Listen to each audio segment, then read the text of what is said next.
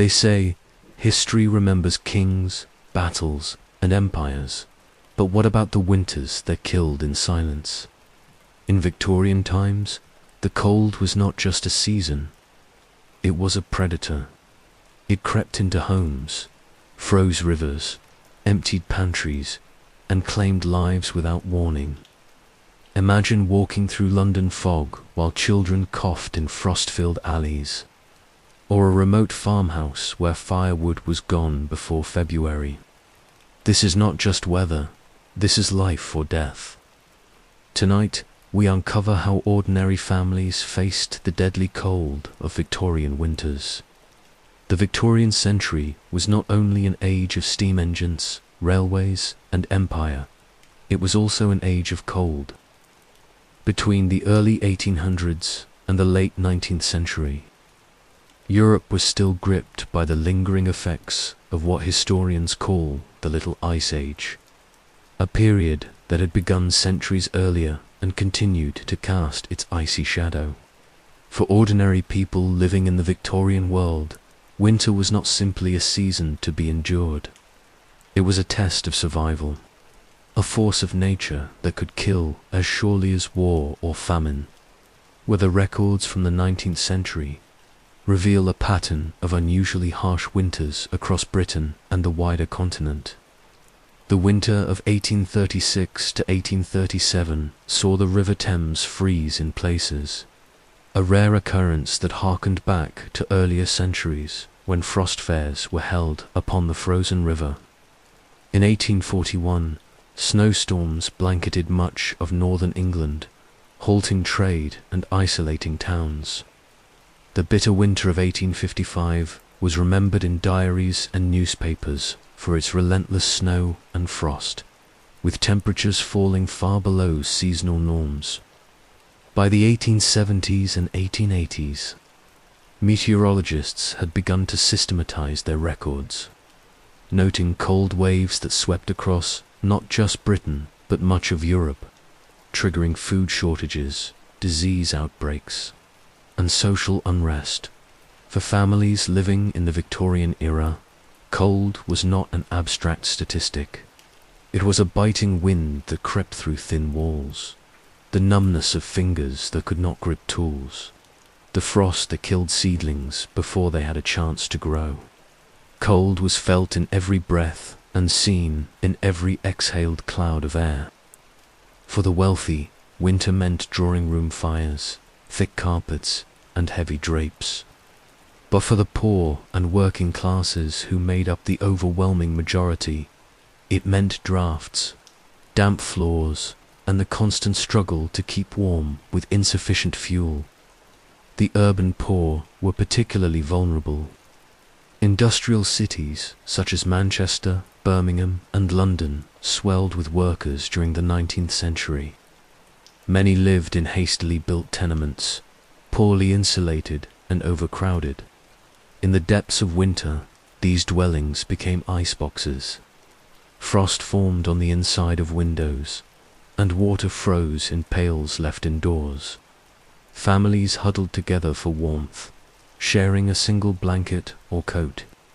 The poorest scavenged for scraps of wood or coal from factory yards, knowing that a night without fire might mean death by morning.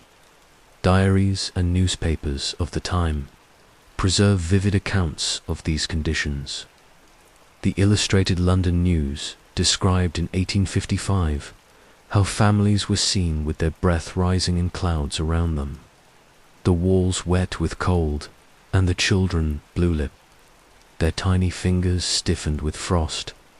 In rural areas, isolation made matters worse. Farmers watched helplessly as livestock died from exposure, their carcasses stiffened in snow-covered fields. The failure of crops during a freezing winter meant hunger in the months that followed, in both town and country. The cold was a force that exposed the fragility of Victorian life. Weather was often described in moral and religious terms.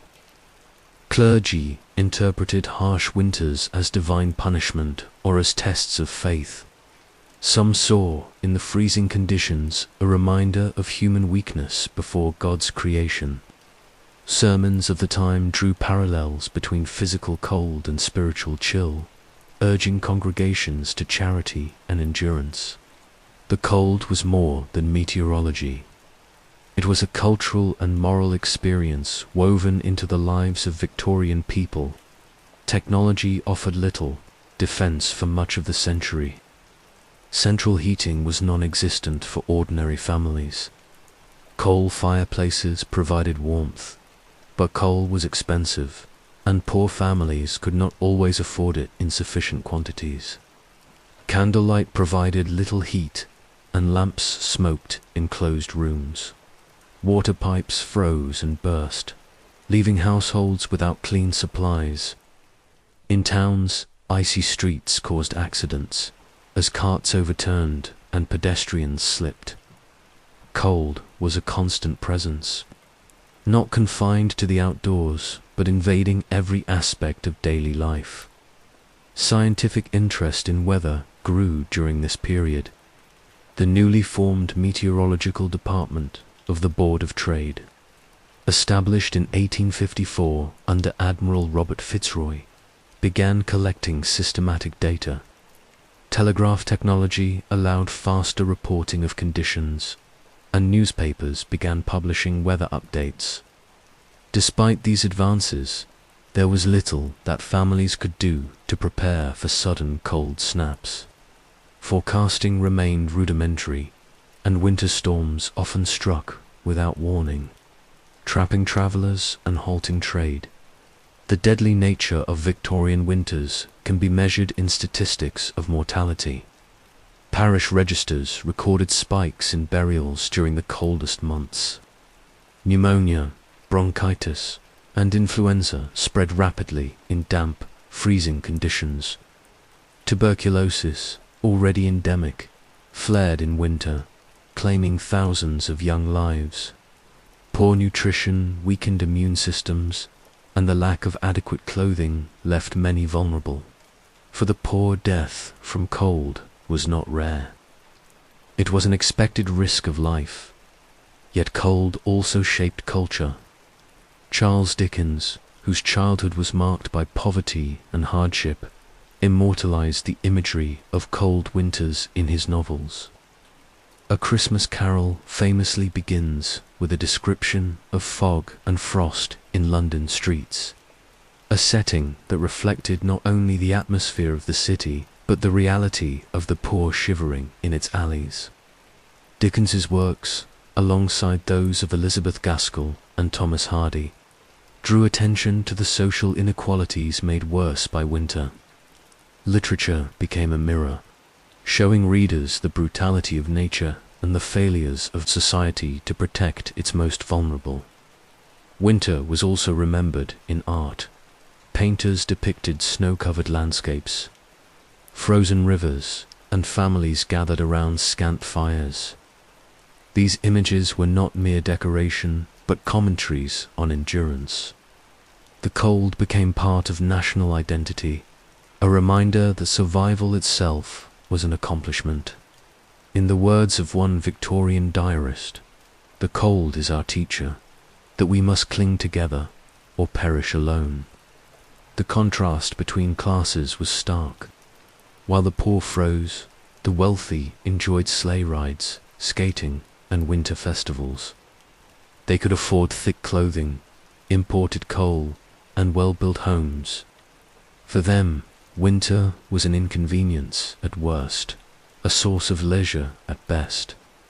This disparity deepened social tensions. Reformers and activists highlighted how the deadly cold was not a natural disaster alone, but a social one, worsened by inequality. The winters of the Victorian age are remembered not only because they were cold, but because they revealed the fragility of human life against nature. They forced communities to rely on one another, tested the resilience of families, and exposed the divisions of class. They left marks on the landscape, in frozen rivers and ruined crops, and on the human body, in frostbitten fingers and shortened lives. In setting the stage, we must understand that Victorian winters were not isolated events, but part of a larger cycle of hardship and endurance. Each year, families prepared with what little they had, never certain if their supplies would last until spring. Some survived. Many did not. The memory of those winters became etched into history, shaping how Victorians understood themselves and how later generations remembered the age. The cold was not just weather, it was an adversary. And as we turn to the next chapter, we follow the people who faced it head-on, the poor families of Victorian cities, whose fight against frost and hunger became one of the most desperate battles of the century. The Victorian city was a place of contradictions. It was a world of invention, railways, and glowing shop fronts. But behind its glittering facades lay streets where the poor lived in conditions that turned winter into a season of terror. In London, Manchester, Liverpool, and other industrial centres, tens of thousands of families faced the cold with little more than threadbare clothing, overcrowded housing, and the hope that they could make it to spring without succumbing to hunger or disease. For them, the cold was not merely an inconvenience. It was an enemy, silent and merciless. The Industrial Revolution had drawn workers into cities, creating a new urban class that lived in cramped tenements. Housing was often built quickly and cheaply, without insulation, ventilation, or reliable sanitation. In winter, such homes became death traps. Drafts cut through cracks in wooden frames, damp walls grew slick with condensation, and icy winds whistled through broken panes. Families often shared a single room, sometimes with more than one household packed into the same damp space. Fires, when they could be afforded, gave little warmth to rooms where the cold seemed to radiate from every wall. Coal was the lifeblood of Victorian Britain, but it was not always within reach of the poor. During harsh winters, prices rose sharply. For working-class families who lived hand-to-mouth, a few shillings could determine whether they froze or survived. Newspaper reports described men and women scavenging coal dust from streets near depots, gathering scraps in buckets to press into makeshift briquettes. Others collected wood chips, rags, or even animal dung to burn. In the worst cases, families had no fire at all, relying on body heat under thin blankets to make it through the night. The urban poor also faced food scarcity during freezing spells. Transport slowed as icy roads and frozen canals halted the movement of supplies. Bread prices rose, as did the cost of potatoes and other staples. For those already on the brink, hunger struck quickly. Malnourished bodies were less able to withstand the cold, and the cycle of deprivation deepened. Children weakened, illnesses spread, and mortality soared. Medical observers of the time noted a sharp rise in winter deaths among the poor. Pneumonia, bronchitis, and tuberculosis thrived in cold, damp environments. Tuberculosis, known as consumption, was a constant killer in Victorian slums, and winter made it worse. The cold weakened lungs already strained by factory air and coal smoke. Physicians working in London's East End recorded that winter wards overflowed with coughing patients, many of them children under 10. Infant mortality spiked every year in December and January, a grim reminder of how fragile life was in the face of frost. The misery of the poor contrasted sharply with the displays of wealth in the same cities. Middle and upper-class Victorians enjoyed gas lighting, well-sealed houses, and coal delivered in bulk. While they sipped tea by warm fires, the poor huddled in doorways or workhouses. Social reformers like Henry Mayhew, documented this disparity in London labour and the London poor. He described men sleeping under thin sheets of sacking, children without shoes trudging through snow, and mothers boiling bones to make thin broth. For many, survival itself was an act of daily resistance. Workhouses were meant to provide refuge, but they were cold, overcrowded, and humiliating. Families often avoided them until desperation left no other choice. Within their walls, food was meager, conditions harsh, and fires scarce. Reports from inspectors during severe winters found inmates shivering in wards with no heat, their clothes inadequate and their bodies wasting. The workhouse was not a sanctuary. It was another battlefield against the cold, one that stripped families of dignity as much as it sheltered them from death. The streets told their own story. In the coldest nights, police reports noted bodies found on pavements, victims of exposure who had sought shelter under bridges or in alleyways, children wrapped in newspapers, elderly men collapsed near market stalls, women frozen in doorways. These were the silent casualties of Victorian winters. Newspapers occasionally printed their names, but more often they passed into anonymity. Remembered only as statistics in coroners' reports, charities tried to intervene. Soup kitchens appeared in times of extreme hardship, offering bread and broth to the destitute. Religious organizations distributed coal tickets, small vouchers redeemable for a bucket of coal. Yet the scale of need was overwhelming. Thousands stood in line for relief, and many more went unseen.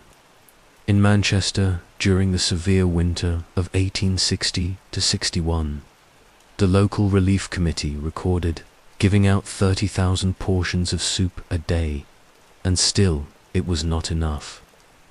The cold pressed harder than philanthropy could resist. The psychological burden was immense. The poor endured not only the physical pain of cold, but the constant anxiety of survival. Parents agonized over whether their children would make it through the season. Workers forced to labor in icy factories or on frozen construction sites carried frostbite scars on their hands and faces. Cold was not just a seasonal event. It was a shaper of memory and fear, a presence that haunted families year after year. Journalists and writers of the time drew attention to these realities. Charles Dickens, in works like Bleak House and Oliver Twist, used the imagery of cold and fog to illustrate both physical suffering and social neglect. His descriptions of ragged children wandering in winter streets were not exaggerations, but reflections of what he witnessed in London. Social reformers argued that poverty made winter deadly, that inequality magnified nature's cruelty. The poor were not simply victims of climate, but of a society that failed to protect them. Despite this, resilience persisted. Communities looked after one another when they could. Neighbors shared fuel, pooled food, and huddled together in single rooms for warmth. In some slums, residents organized collections to provide coal for the neediest households. Though resources were scarce, the instinct to endure together offered a lifeline. Such acts of solidarity became small but vital defenses against the winter that threatened to claim so many lives. By the late 19th century, some improvements began to appear. Public health reforms, improved housing standards, and expanded charitable organizations lessened, but did not erase the deadly toll of winter on the poor. Still, the memory of earlier decades lingered. The stories of families lost, children buried in frozen ground, and communities hollowed by disease left scars on the collective memory of industrial cities. The poor versus the cold was not a fair fight. Nature's fury, combined with social inequality, created winters that killed not because they were cold, but because families lacked the means to resist. Each season revealed the thin line between endurance and tragedy, between those who made it to spring and those who did not. In understanding Victorian winters, we must see the poor not as passive victims, but as people engaged in a daily battle against forces far larger than themselves. Their struggle against frost and hunger shaped the very fabric of 19th century society, exposing the divisions between rich and poor and inspiring the reform movements that followed. The city in winter was a battlefield of survival, and as we turn to the next chapter, we leave the crowded alleys and head into the countryside, where rural families faced their own deadly encounters with the Victorian cold. For families in rural Britain during the Victorian era, winter meant more than icy discomfort. It meant the possible collapse of everything their survival depended on. Unlike the urban poor, who contended with slum housing and scarce coal, country families faced isolation, the loss of livestock, and the threat of starvation when frozen fields yielded nothing. Far from the bustling cities and their charitable soup kitchens, rural households had only their own labor, their animals, and the unpredictable mercy of the seasons. The countryside appeared tranquil in snow, but beneath the white landscapes lay hidden peril. Agricultural families lived by the rhythms of planting and harvest, and when winter arrived, the cycle stopped. Fields hardened into ice, plows stood useless, and seed could not be sown.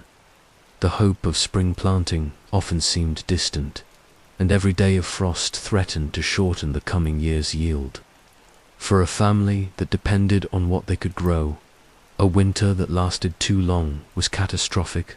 Livestock, the cornerstone of rural life, often bore the brunt of winter. Cattle, sheep, and pigs provided not only food but income, milk, wool, and leather. In severe cold, animals required more fodder, yet haystacks dwindled quickly, and grazing was impossible on frozen fields. Farmers recorded in diaries how they lost entire herds to frostbite or starvation. Sheep froze in fields, their wool stiff with ice, and cattle weakened when barns provided little shelter. A dead cow meant not only the loss of food, but of future calves, milk, and trade, a blow that could ruin a small farm. Families themselves lived in simple cottages, often built of stone or wood with thatched or slate roofs. While sturdier than urban tenements, they were still vulnerable to drafts and damp. Smoke from peat fires lingered in small rooms, but the heat rarely reached every corner. Bedrooms upstairs, under poorly insulated roofs, were described as ice chambers. Many children went to sleep under heaps of straw or wore their daytime clothes through the night.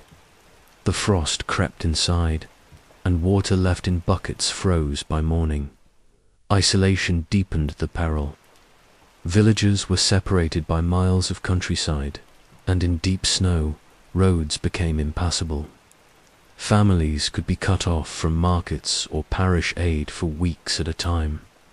Letters describe households trapped by drifts so high that doors could not be opened. In some winters, rural funerals were delayed because carts could not travel, leaving bodies kept in barns until thaw allowed burial. Such isolation meant that when food stores ran low, there was often nowhere to turn. Food security in rural households was precarious. Families preserved what they could from autumn harvests: salted meats, root vegetables stored in cellars, and grains in bins. But long winters often outlasted supplies. When potatoes rotted in damp cellars or meat spoiled, hunger followed. Bread, the staple of the poor, sometimes vanished from tables when grain prices soared after transport slowed. Families stretched meals with watery broths or substituted acorns. and chestnuts when flour was too costly. Hunger had health consequences. Malnutrition left children stunted and vulnerable to illness. Adults weakened, unable to perform the heavy labor that rural survival required. Disease spread more easily in undernourished communities. Influenza, pneumonia, and fevers cut through villages, striking hardest at the very young and the very old. Mortality registers from rural parishes show clear peaks in December, January, and February. The psychological strain of winter isolation was immense. Families confined to their cottages for weeks at a time reported feelings of despair and fear. Diaries described the silence of snow as oppressive, punctuated only by the cries of animals in distress. Religious faith was often the only solace, with families gathering for prayers or reciting scripture to endure the long nights. For many, survival was framed as an act of divine endurance. Rural communities relied heavily on neighborly aid. Villagers sometimes shared food or fuel, though supplies were limited. Parish relief committees provided coal or bread tickets, but in isolated hamlets, reaching such assistance could be impossible in heavy snow. In extreme cases, entire villages suffered together, their collective memory preserving the story of winters that nearly took us all. Historians studying agricultural reports of the 19th century note how successive cold winters devastated local economies. Farmers unable to feed livestock saw debts mount. Markets slowed when animals could not be brought to town. Smallholders often sold land or entered wage labor when repeated winters broke their independence. Thus, the cold did not only kill, it eroded rural livelihoods, transforming the countryside. The hardships of rural life were not always visible to urban reformers, whose attention focused on city slums.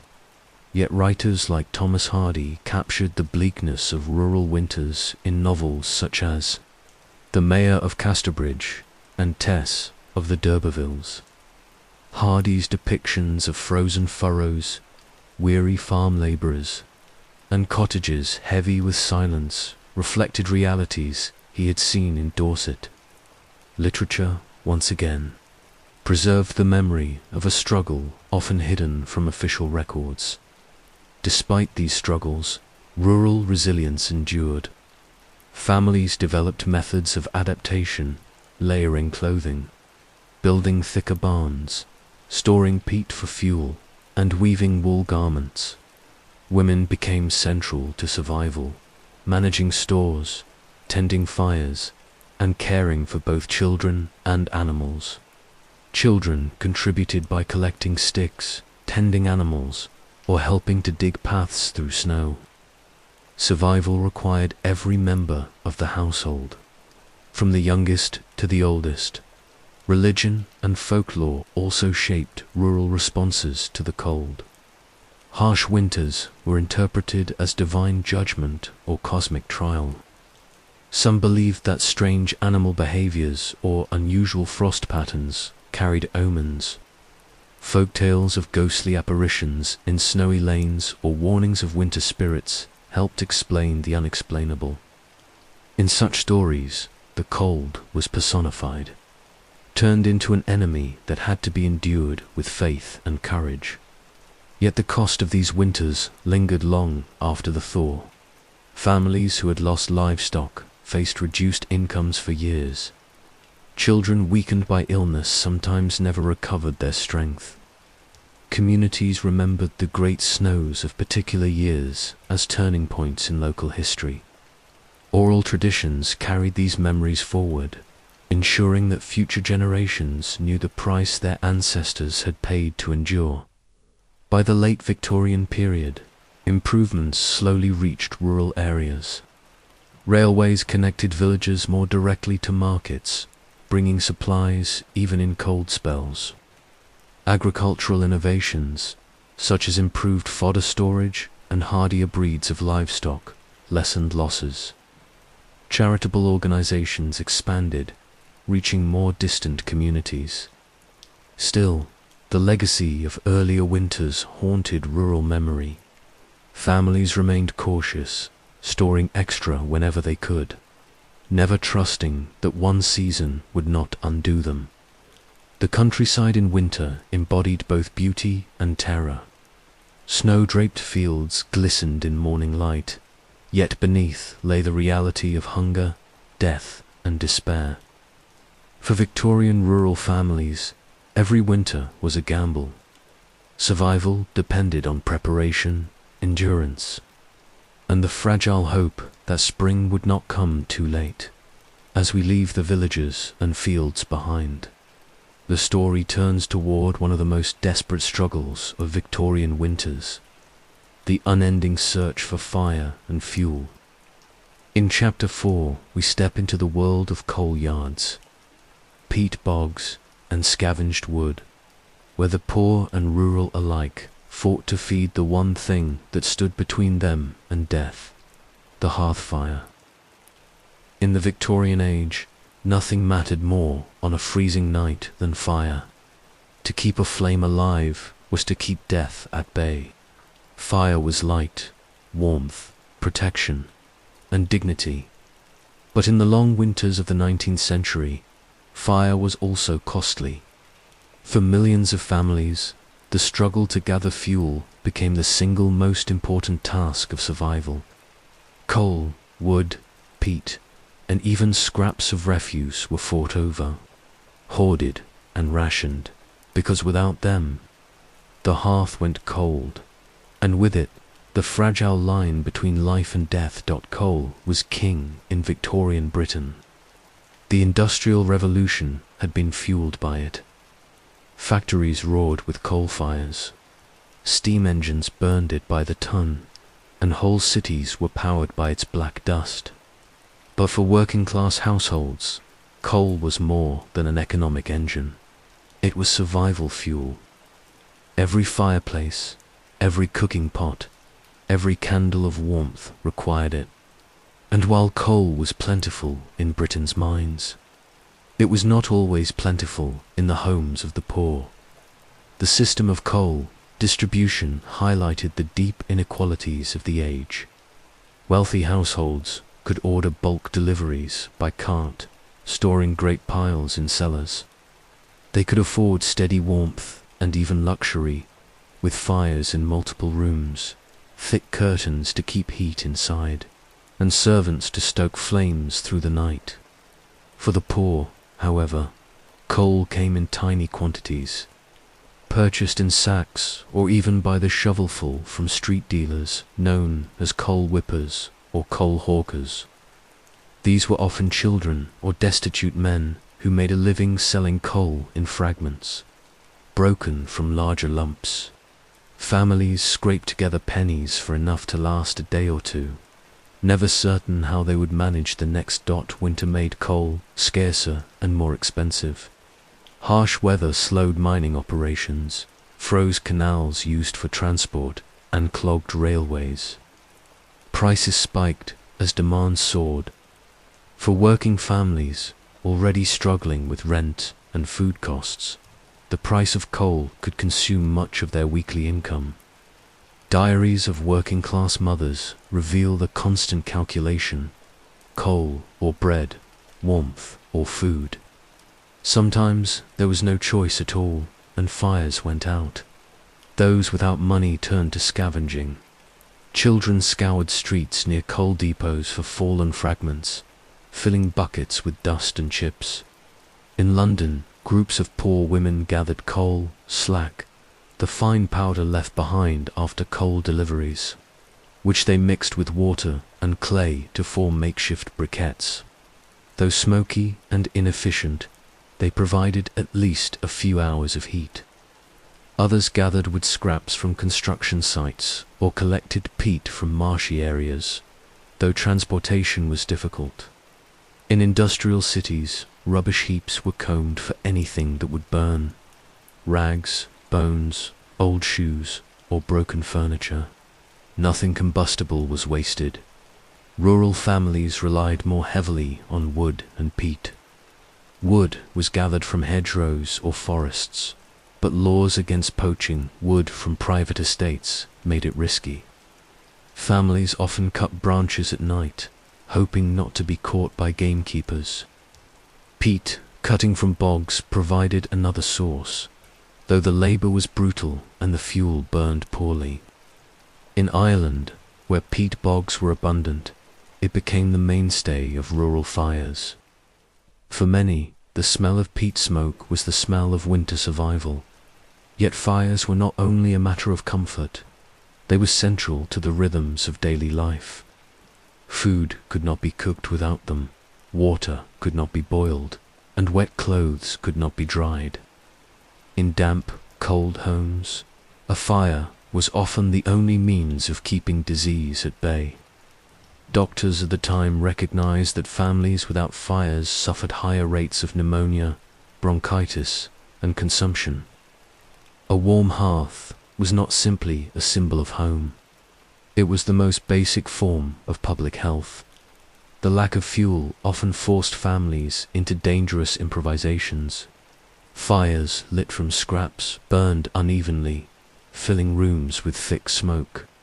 Chimneys, rarely swept in poor households, caught fire or filled rooms with soot.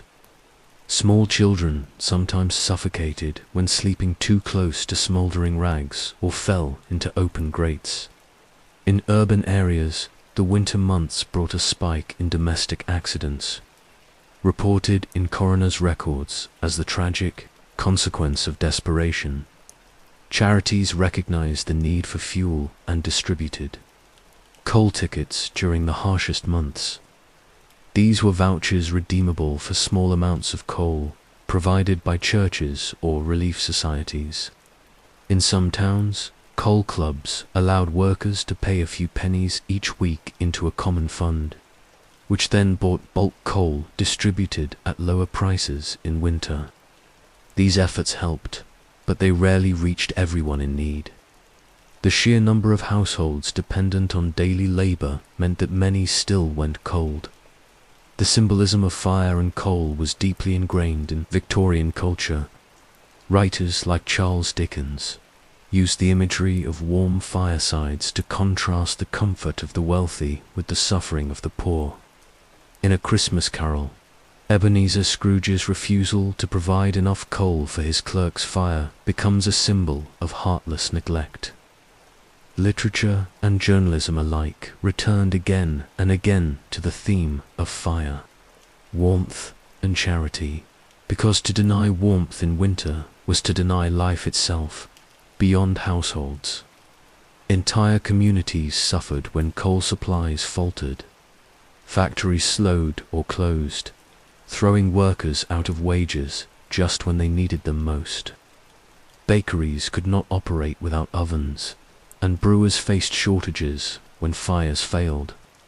The ripple effect of a coal shortage extended far beyond individual homes, destabilizing economies already on the edge. Winter thus revealed the fragility of systems that depended on a single resource, one that was both abundant and, in times of crisis, perilously scarce. Fuel scarcity also shaped memory. Families who endured freezing winters recalled years by the absence of warmth. Oral histories collected in the late 19th and early 20th centuries often refer to the winter we ran out of coal or the year that peat froze in the bog. These memories carried into the next generation, reminding children and grandchildren of the hardships their families had endured.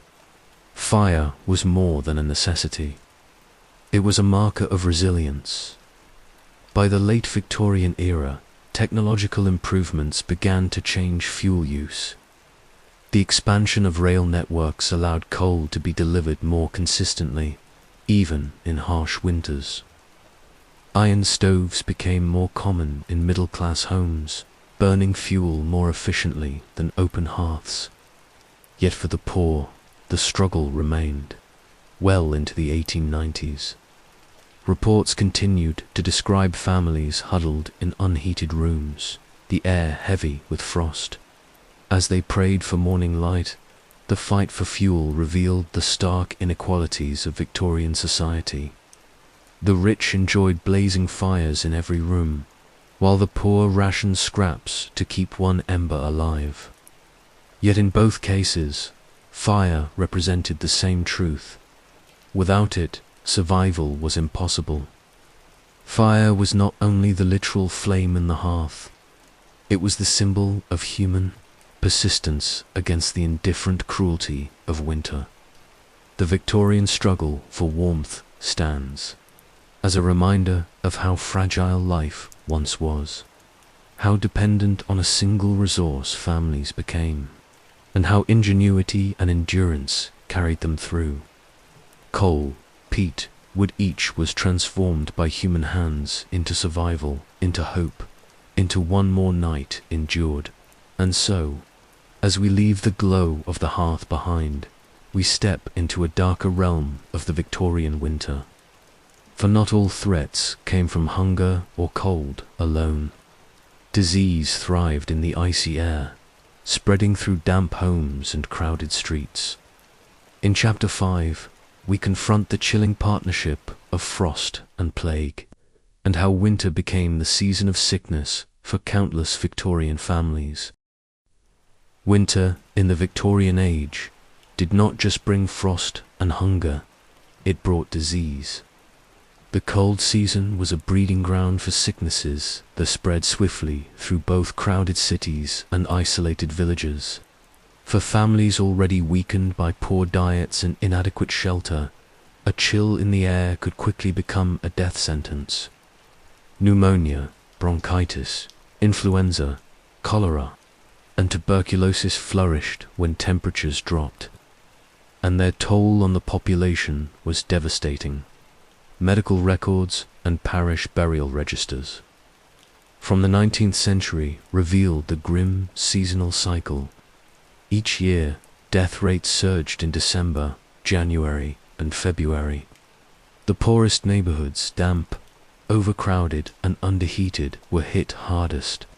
In London's East End, physicians noted that hospital wards filled with patients coughing blood and shivering with fever during the coldest weeks. Children, the elderly, and those with weakened constitutions were especially vulnerable. Tuberculosis, or consumption, was the most notorious disease of the Victorian age. It thrived in environments where bodies were weakened by malnutrition and exposed to constant damp. Winter worsened it dramatically. Families living in unheated rooms with frost on the inside of the walls breathed air heavy with smoke and soot. These conditions irritated lungs already fragile from factory dust and poor sanitation. Accounts from St. George's Hospital in London describe wards overflowing in winter, with rows of patients wasting away, their breath clouding in the freezing air. Entire families carried the disease, passing it silently from one member to the next, until death claimed the weakest. Bronchitis and pneumonia were equally lethal. In the industrial cities, the combination of freezing temperatures and heavy coal smoke created conditions ripe for lung infections. The London Lancet reported repeatedly in the 1840s and 1850s that bronchitis deaths spiked whenever frost settled in the city. Physicians described infants who gasped for breath in smoke-filled rooms, their tiny chests rattling with infection, while their mothers held them helplessly close to fading fires. These were not isolated tragedies, but daily realities of winter in the poorer districts. Influenza, known at the time as the grippe, swept through Britain in waves throughout the century, often striking in the colder months. The pandemic of 1837 to 1838 killed thousands across Europe, with newspapers describing funerals crowding parish grounds and physicians themselves falling ill in alarming numbers. Influenza weakened whole communities, leaving survivors vulnerable to secondary infections like pneumonia. Winter, with its close quarters and weakened immune systems, made influenza an annual terror. Cholera, though associated more with summer outbreaks, also took victims in winter when frozen water pipes broke and contaminated supplies spread infection. London's slums, with their open sewers and shared pumps, remained vulnerable year-round. The cold did not kill cholera, but it magnified its effects by striking weakened bodies already fighting hunger and cold. For rural families, winter disease came in different forms. Isolated cottages often had little access to medical care, and minor illnesses could become fatal without intervention. Pneumonia, called the winter fever, claimed lives in hamlets far from doctors. Diaries from rural parishes record entire households falling ill, unable to tend animals or fetch food, sometimes lying helpless until neighbors discovered them. Isolation meant that disease could destroy families silently, their struggles invisible to the outside world until too late. The psychological toll of winter sickness was profound. Families feared the cough that would not stop, the fever that rose despite every effort. Mothers recorded in letters their terror of losing children during the cold months when illness struck hardest. Fathers, often the sole providers, collapsed into beds from which they did not rise. The cold seemed to conspire with disease, turning homes into places of both suffering and dread. Medical science in the Victorian era offered few solutions. Antibiotics were a century away, and treatments were often limited to rest. Herbal remedies and dangerous interventions like bloodletting. Doctors prescribed mustard poultices, opium tinctures, and hot teas, but for most, recovery depended on the strength of the body and the warmth of the home. For the poor, warmth and nutrition were luxuries they did not possess. Hospitals provided some relief, but they were overcrowded and underfunded, especially in winter. Charitable hospitals and dispensaries reported surges in patients during cold months. In Manchester, records from the infirmary note that admissions doubled in the winter of 1846 to 47. In London, the Royal Free Hospital described corridors filled with coughing patients, their blankets damp with sweat, while nurses struggled to provide even basic care. Despite these efforts, the mortality rate remained appallingly high. The diseases of winter were not only medical phenomena, but also social markers. They revealed the deep inequalities of Victorian society. Wealthier families, living in warm houses with plentiful food, suffered less. Their children were not immune, but their chances of survival were far higher. For the poor, each winter was a lottery of life and death, with the odds stacked heavily against them. Reformers pointed to this disparity as evidence that poverty itself was a disease, one that magnified every infection and made every fever more dangerous. Writers and artists captured the connection between cold and disease. Dickens's descriptions of coughing, shivering children were not exaggerations, but realities drawn from life. Painters depicted scenes of invalids wrapped in blankets, their faces pale, while fires burned low beside them. Winter illness became part of the cultural memory, a reminder that the poor suffered doubly from hunger and from sickness, that the cold encouraged. Religious responses framed disease as both punishment and test. Clergy preached that winter fevers were trials of faith, urging communities to repentance and charity. At the same time, faith provided comfort, with families gathering for prayer when medicine offered no hope. Death in winter was seen not only as tragedy, but as part of the eternal cycle. a reminder of mortality that the Victorians embraced more openly than later generations. By the late 19th century, gradual improvements in public health began to lessen the toll. Advances in sanitation, clean water supplies, and housing standards reduced some disease outbreaks. Vaccinations against smallpox and, later, diphtheria helped curb mortality. Yet winter remained deadly, and even into the 1890s, physicians continued to note annual spikes in deaths from pneumonia, bronchitis, and tuberculosis whenever frost descended. The link between cold and disease left lasting marks on memory. Families recalled the winters when fever took half the village, or when coughs echoed through alleys like a collective lament. Graveyards filled in January and February told their own story. Rows of stones marking the lives claimed by the alliance of frost and illness. Winter disease was more than biology. It was part of the human experience of the Victorian age. It revealed the fragility of life, the insufficiency of medicine, and the harsh divide between rich and poor. It also revealed the resilience of families who endured, who nursed their sick with what little they had, and who remembered each loss as part of their own history. The deadly partnership of cold and sickness ensured that winter was always feared, never taken lightly, and as we move forward, we turn to those who bore its weight most heavily, the children of the Victorian frost, whose small bodies faced the greatest dangers in the season of death. No group in Victorian society suffered more under the weight of winter than children. The season turned their already fragile existence into one of relentless struggle.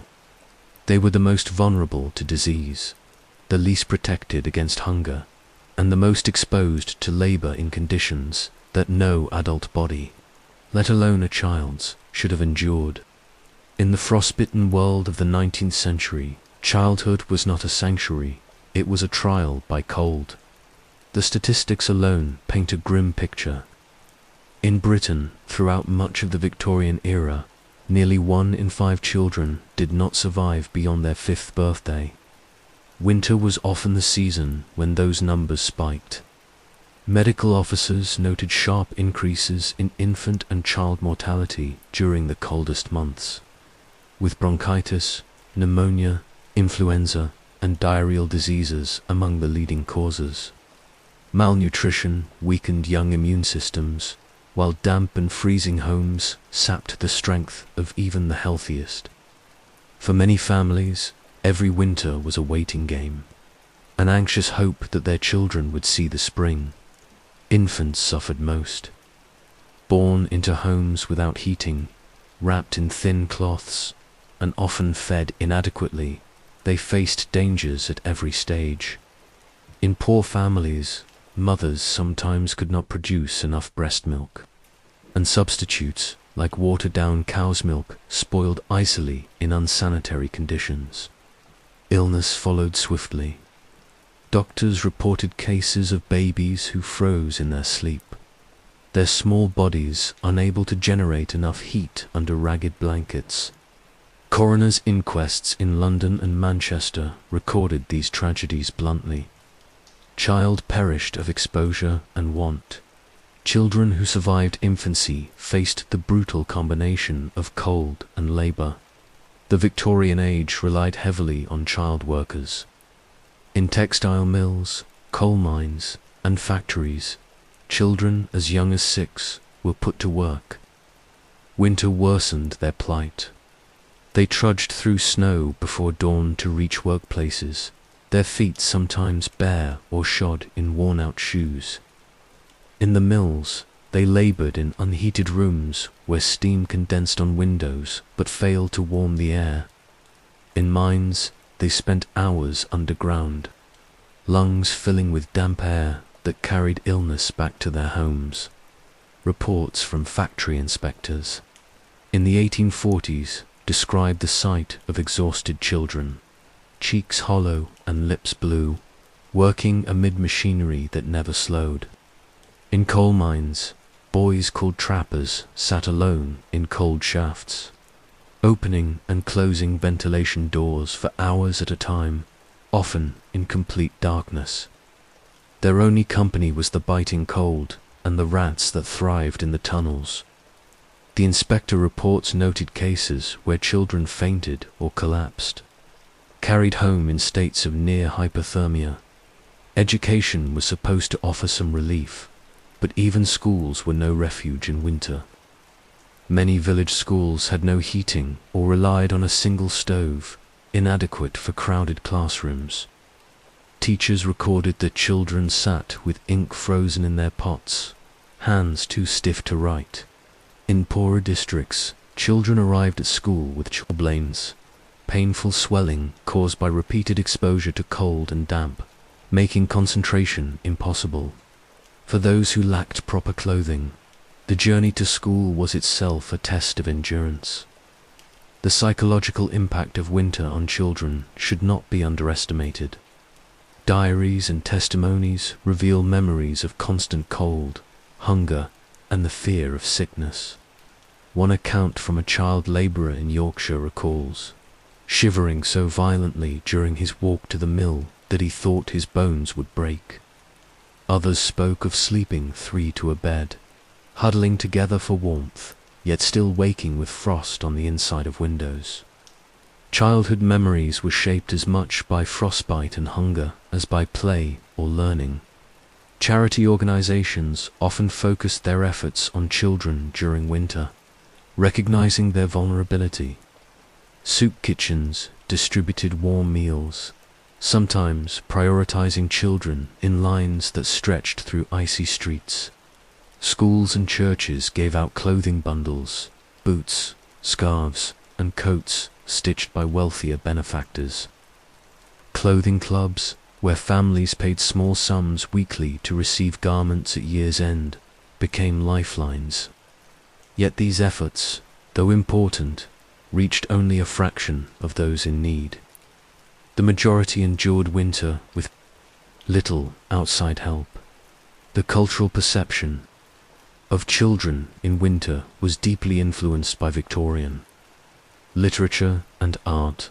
Charles Dickens became the most famous chronicler of their plight, with characters like Tiny Tim in A Christmas Carol symbolizing both fragility and hope amid cold poverty. His descriptions of ragged children peering into bakery windows or shivering in alleys resonated with readers because they reflected real, visible conditions. Painters, too, depicted street children huddled around grates or carrying coal, their small frames dwarfed by the city's endless winter. These images stirred public emotion, even as real children continued to suffer. In rural areas, children faced a different but equally harsh struggle. They worked alongside parents, tending animals or gathering fuel. Winter tasks fell heavily on their shoulders, carrying water from frozen wells, chopping wood with hands stiff from cold, or trudging miles to fetch supplies. Many suffered frostbite or injuries from tools, their hardships largely unrecorded in official statistics. Folk songs and oral histories, however, preserve fragments of their experiences. The long walks through snow, the fear of wolves in distant forests, the endless hunger. Despite the overwhelming hardships, children displayed remarkable resilience. Accounts from reformers and observers often note the cheerfulness of children even in dire conditions, playing with snowballs made from soot and ice, finding scraps of joy amid deprivation. Their laughter rang through alleys and farmyards alike, proof of a spirit not easily extinguished.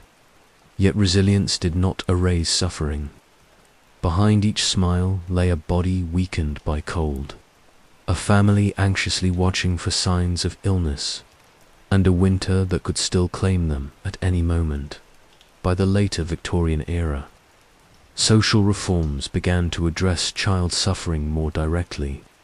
The Factory Acts limited hours for child labor, and compulsory education laws reduced the number of children in full-time work. Philanthropic groups opened orphanages and hostels with heated dormitories. Public health campaigns promoted better housing and sanitation, slowly improving survival rates. Nevertheless, the legacy of earlier winters lingered in collective memory, shaping how families and communities prepared for the cold. The Victorian child, especially in winter, became a powerful symbol of both suffering and hope. Their struggles embodied the broader failures of society to protect its weakest, while their survival demonstrated the endurance of the human spirit against harsh odds. Winter magnified every danger they faced, but it also revealed the compassion and the determination of those who fought for change. The story of children in the frost is not just about death rates and statistics. It is about the fragility of life in a world where cold was a constant adversary. Each child lost to winter was a reminder of the thin line between survival and tragedy. Each one who survived carried the memory of cold into adulthood, shaping their view of poverty, resilience, and the relentless power of nature. As we leave behind the world of children shivering in mills, schools, and cottages, the story shifts toward those who bore responsibility for keeping entire households alive. In Chapter 7, we turn to the women of the Victorian winter, mothers, widows, and daughters who stood at the heart of family survival, managing warmth, food, and care when resources ran out and the cold pressed hardest. If winter was a battlefield, then Victorian women were its front-line commanders. In cottages, slums, and farmhouses, it was mothers, daughters, and widows who bore the relentless burden of keeping households alive when temperatures dropped and supplies dwindled. Their labor was often invisible in official records, yet it was central to survival. They managed fires, rationed food, cared for the sick, clothed children against frost, and carried the emotional weight of families under siege by the cold. The story of Victorian winter is incomplete without understanding the role women played within it. The domestic sphere was a domain of ceaseless work. Every morning began with the struggle to light the fire, a task that could mean life or death. Without a steady blaze, food could not be cooked, water could not be boiled, and the home remained an icebox. Women rose before dawn to coax embers back to life, often with nothing more than coal scraps or damp kindling. Contemporary observers described women crouched over grates, hands blackened with soot, breathing desperately on coals until sparks caught. Failure was not an option. The day depended on it. Once the fire was alive, the endless work of feeding the family began. In winter, with supplies limited, women became masters of stretching the smallest resources. Bread was sliced thinner, broth diluted with water, and leftovers reinvented into new meals. Accounts from working-class mothers show remarkable ingenuity, mixing oat husks with flour, boiling bones repeatedly to extract every ounce of nourishment, or foraging for nettles and roots when cupboards were bare. The diary of one Manchester mother in 1847 records that she managed to feed 6 children on a single rabbit by combining it with cabbage and barley over several days. Clothing the family was another constant struggle. Children outgrew garments quickly, and winter demanded extra layers that few could afford. Women patched and repatched, turning old coats into smaller jackets for younger children, knitting socks from unraveled yarn, and stuffing shoes with rags to block the snow. In workhouses, widows were often tasked with sewing winter garments for dozens of children. their own fingers numb from cold as they worked late into the night. Reports from charitable sewing circles describe women fainting from exhaustion as they stitched clothing not for themselves but for the survival of strangers. The role of caretaker expanded in winter as illness spread through damp and freezing homes. Women became nurses, tending to children with croup, husbands with bronchitis, and elderly relatives weakened by hunger. With little access to doctors, they relied on home remedies, mustard poultices for coughs, goose fat rubbed on chests, hot compresses for fevers. Some remedies were effective, many were not, but care itself, the warmth of a hand, the presence of a mother, often made the difference between despair and endurance. The emotional labor of reassuring frightened children or encouraging sick husbands was as vital as any medicine. For widows, the burden was even greater. With no husband to provide income, many were forced into hard labor, laundry work, cleaning, selling matches on the street, all while caring for children. The poor law offered little relief, often sending widows into workhouses where families were separated. Letters from widows in London and Birmingham during the harsh winter of 1846 described the agony of choosing between entering the workhouse or trying to survive on starvation wages. In either case, their role as both breadwinner and caregiver became a near impossible balancing act. Women in rural areas faced different but equally harsh trials. In isolated farmhouses, wives were responsible for managing livestock in winter, ensuring animals were fed and sheltered. They hauled water from frozen wells, milked cows in icy barns, and carried hay through farm diaries record the sight of women trudging across frozen fields with buckets in hand, clothing stiff with frost. Their work kept animals alive, which in turn kept families fed.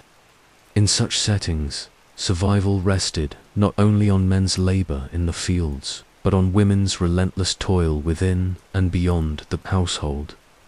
Cultural expectations compounded the weight of women's responsibilities. Victorian ideology celebrated the angel in the house, the woman as moral guardian and domestic stabilizer. Yet this ideal ignored the crushing reality of poverty, where women's work was not genteel but backbreaking. The expectation that women remain calm, virtuous, and nurturing under conditions of hunger and cold was itself a form of silent oppression. Literature and sermons often praised women's endurance, but rarely acknowledged the physical and psychological toll it exacted. Despite this, women forged networks of support that softened the blows of winter. Neighbors shared food, traded clothing, and took in each other's children when sickness struck. In many communities, women organized informal relief, cooking communal stews or pooling money for coal. Charitable societies were often staffed and sustained by women who recognized firsthand the needs of their peers. Middle and upper-class women played significant roles in philanthropic efforts, distributing blankets, coal tickets, and soup, though these efforts were often filtered through paternalistic ideas of deserving and undeserving poor. The resilience of women in winter was not only physical but also cultural. Folklore and songs carried by women often included winter themes, lullabies sung to children to calm their fears, tales of hardship endured by mothers of earlier generations. Oral histories collected in the late 19th century show how women framed winter as a test of strength and faith, teaching children endurance by weaving hardship into family identity. Religious faith provided another pillar of endurance. Women often led household prayers, drawing strength from scripture that spoke of trials and redemption. Churches recognized their role, organizing mothers' meetings where advice, clothing, and spiritual encouragement were distributed. Faith did not warm the home, but it sustained morale, which was equally necessary for survival. The health toll on women themselves was severe. Malnutrition, exhaustion, and constant exposure to cold left them vulnerable to illness. Medical records show high rates of female debility, a vague but common diagnosis reflecting fatigue, anemia, and chronic illness caused by overwork and poor diet. Maternal mortality also increased in winter, when childbirth in freezing homes carried added risks of infection and exposure. Yet women's suffering was often minimized in official discourse, overshadowed by concern for male breadwinners and children. By the later decades of the Victorian era, reforms and technological changes began to shift women's winter burdens.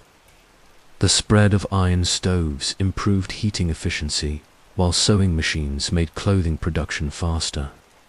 Charitable networks expanded, often led by women reformers who had seen suffering firsthand. Still, these changes came slowly, and for the majority, the winter struggle remained unchanged well into the 1890s. Women's endurance in winter reveals a truth often hidden in grand narratives of Victorian progress. Behind industrial growth and imperial expansion lay countless women bending over grates, sewing by candlelight, and rationing bread.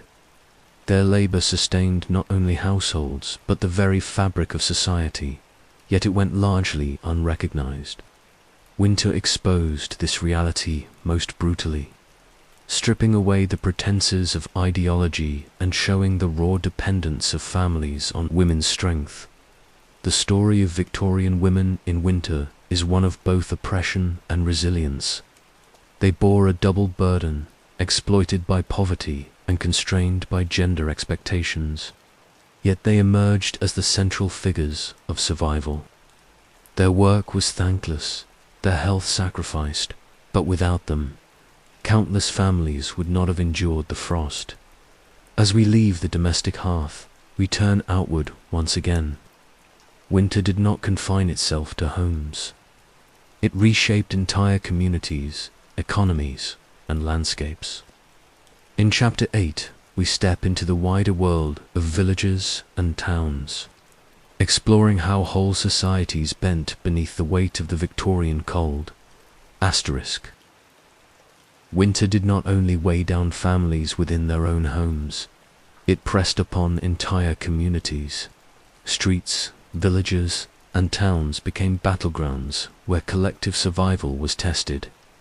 The frost and snow of Victorian winters reshaped how people interacted, how they traded, how they prayed, and even how they buried their dead, while individual families endured the cold in isolation.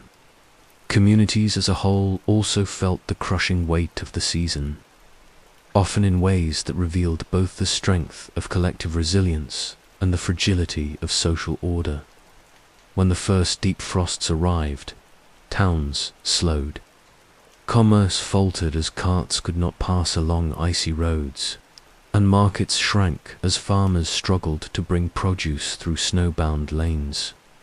Bread queues lengthened in cities, where bakers often ran short of flour when transport froze. Local newspapers reported on families waiting for hours in sleet and snow for a loaf of bread, only to find the ovens had run cold. In rural market towns, stalls went half empty in January and February, while parish vestries debated how to allocate dwindling supplies of grain and coal. Churches became focal points of winter life. Beyond worship, they provided warmth, charity, and a sense of communal endurance. During harsh winters, churches organized relief funds, distributing coal tickets or hosting communal meals in their halls. In London, St. Martin-in-the-Fields became famous for its winter soup kitchens, where long lines of poor families gathered under the shadow of the great church. In smaller parishes, Vicars recorded in their registers the distribution of bread and blankets, alongside the burials of those who had succumbed to frost or illness. Faith bound communities together, even when resources ran thin. The weight of winter also fell heavily on burial grounds. Deaths surged in January and February, overwhelming parish graveyards. In some rural parishes, snow made burials impossible.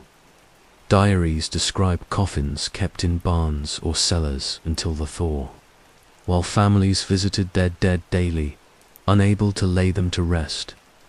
In cities, undertakers reported being unable to keep pace, with bodies stored in outbuildings or stacked in corners of overcrowded cemeteries.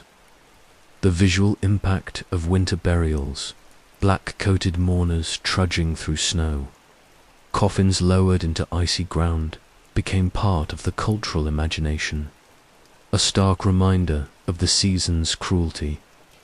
Communities also confronted the breakdown of infrastructure. Water pumps froze solid, leaving whole neighborhoods without drinking water.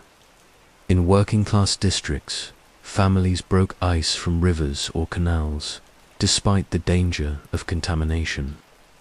Fires became more common as households resorted to makeshift heating, and without organized fire brigades in many towns, communities fought blazes themselves, buckets passing hand to hand in the snow. Yet even amid hardship, winter created bonds of solidarity. Neighbors shared food, coal, or clothing when they could spare it. In villages, communal tasks like clearing snow from roads or helping to dig out trapped households brought people together. Parish relief was often supplemented by informal generosity, widows taken in by neighbors, orphans fed at another family's table, livestock sheltered in a shared barn. Oral histories from Yorkshire and Norfolk recall winters when entire hamlets survived because everyone gave what little they had. At the same time, winter exposed the deep inequalities within communities. Wealthier households could afford servants to keep fires stoked, while the poor huddled in freezing rooms. Charity was not always freely given. Moral judgments shaped who received aid. Some parishes distinguished between the deserving poor widows, children, the sick, and the undeserving, able-bodied men seen as idle. Relief committees often denied coal or bread to those they deemed unworthy, leaving entire families to suffer. Such practices reinforced class divisions. Even as the frost pressed down on rich and poor alike, workhouses became grim centers of community survival. Intended as places of last resort, they filled rapidly in winter, with families driven inside by hunger and cold. Reports from the 1840s and 1850s describe overflowing dormitories, unheated corridors, and meager rations. Yet for many, the workhouse was still preferable to freezing on the streets. Communities debated the morality of admitting more paupers, with some guardians refusing to expand relief even during severe winters. Public anger often followed, and newspapers criticized parishes for letting the poor perish at their gates. Markets and commerce reflected the collective strain of winter. Coal yards were besieged by crowds of desperate families, jostling for a few pounds of fuel. Bakers, butchers, and dairymen struggled with shortages, sometimes accused of profiteering when prices rose. In times of scarcity, riots broke out. In 1867, riots were reported in Birmingham when bread prices doubled after weeks of snowbound roads. Crowds stormed bakeries, demanding fair prices. These moments revealed how quickly community solidarity could unravel. Under the pressure of cold and hunger, community rituals helped maintain morale. Winter fairs, Christmas feasts, and religious festivals became anchors of hope amid hardship. Even the poorest families tried to mark holidays. pooling resources for shared meals, or decorating cottages with evergreen branches. Such rituals were more than celebrations. They were affirmations that life continued, that the community endured together. Victorian culture, with its emphasis on Christmas as a season of charity and warmth, emerged in part from this need to create light in the darkest months. The arrival of railways in the mid-19th century gradually reshaped community responses to winter. Towns, once isolated by snow, could now receive supplies, provided tracks remained clear. Communities along rail lines gained lifelines that others still lacked. Yet even rail transport failed in extreme conditions, with engines stalled by drifts and passengers stranded in frozen carriages. Local newspapers reported dramatic rescues, with villagers digging out trains buried in snow, a new form of collective struggle born of industrial progress. Communities near rivers faced additional hazards when ice thawed suddenly, flooding streets and farmland. Winter's grip gave way not only to relief, but to destruction. Accounts from the Thames Valley describe cottages swept away as ice jams burst, while parish records note both drownings and sudden displacements. Winter thus threatened communities, not only with frost but with the violent chaos of thaw. The memory of these winters became embedded in community identity. Oral histories collected decades later often frame particular winters as turning points. Villagers spoke of the Great Freeze of 47, or the Famine year of 46. Events that shaped not only individual families, but entire parishes. These memories bonded communities, reminding later generations of the shared endurance of their ancestors. By the later Victorian period, reforms slowly improved collective survival. Urban planning introduced better drainage and water supply systems. Organized fire brigades and police services strengthened communal responses. Charitable organizations expanded their reach, distributing food and coal more systematically. Yet these changes did not erase the deeper truth. Winter remained a communal trial, pressing every village and town into acts of endurance that tested both solidarity and division. The image of Victorian communities under siege by winter is one of paradox. On one hand, the cold fractured social bonds, deepening class divides and exposing inequalities. On the other, it forged networks of care and mutual aid, where survival depended not on wealth, but on the willingness of neighbors to share what little they had. Communities bent, but did not always break. They adapted, remembered, and carried the scars of each winter into the next dot. As we leave the communal spaces of parishes and markets, the story turns again toward the land itself. Winter did not only challenge human bodies and communities, it devastated the natural world. In Chapter 9, we step into the frozen landscapes of Victorian Britain, where agriculture, rivers, and wildlife were transformed by the deadly cold. Victorian winter was not only a human ordeal. The land itself, the fields, rivers, forests, and wildlife bore the scars of frost as deeply as the families who depended on them. To understand how people suffered in these months, one must also see the transformation of the landscape. For nature was both the source of survival and the instrument of punishment. Fields froze into iron, rivers became traps of ice, forests grew silent, and wildlife perished or prowled in desperation. The Victorians, tied so closely to the natural world, witnessed scenes of devastation that shaped their understanding of winter as an almost apocalyptic force. Agriculture lay at the heart of the Victorian economy and society, and winter was its greatest enemy. Frozen soil halted planting and delayed the first work of spring. In rural diaries, Farmers lamented furrows, locked beneath frost for weeks, sometimes months, making ploughs useless.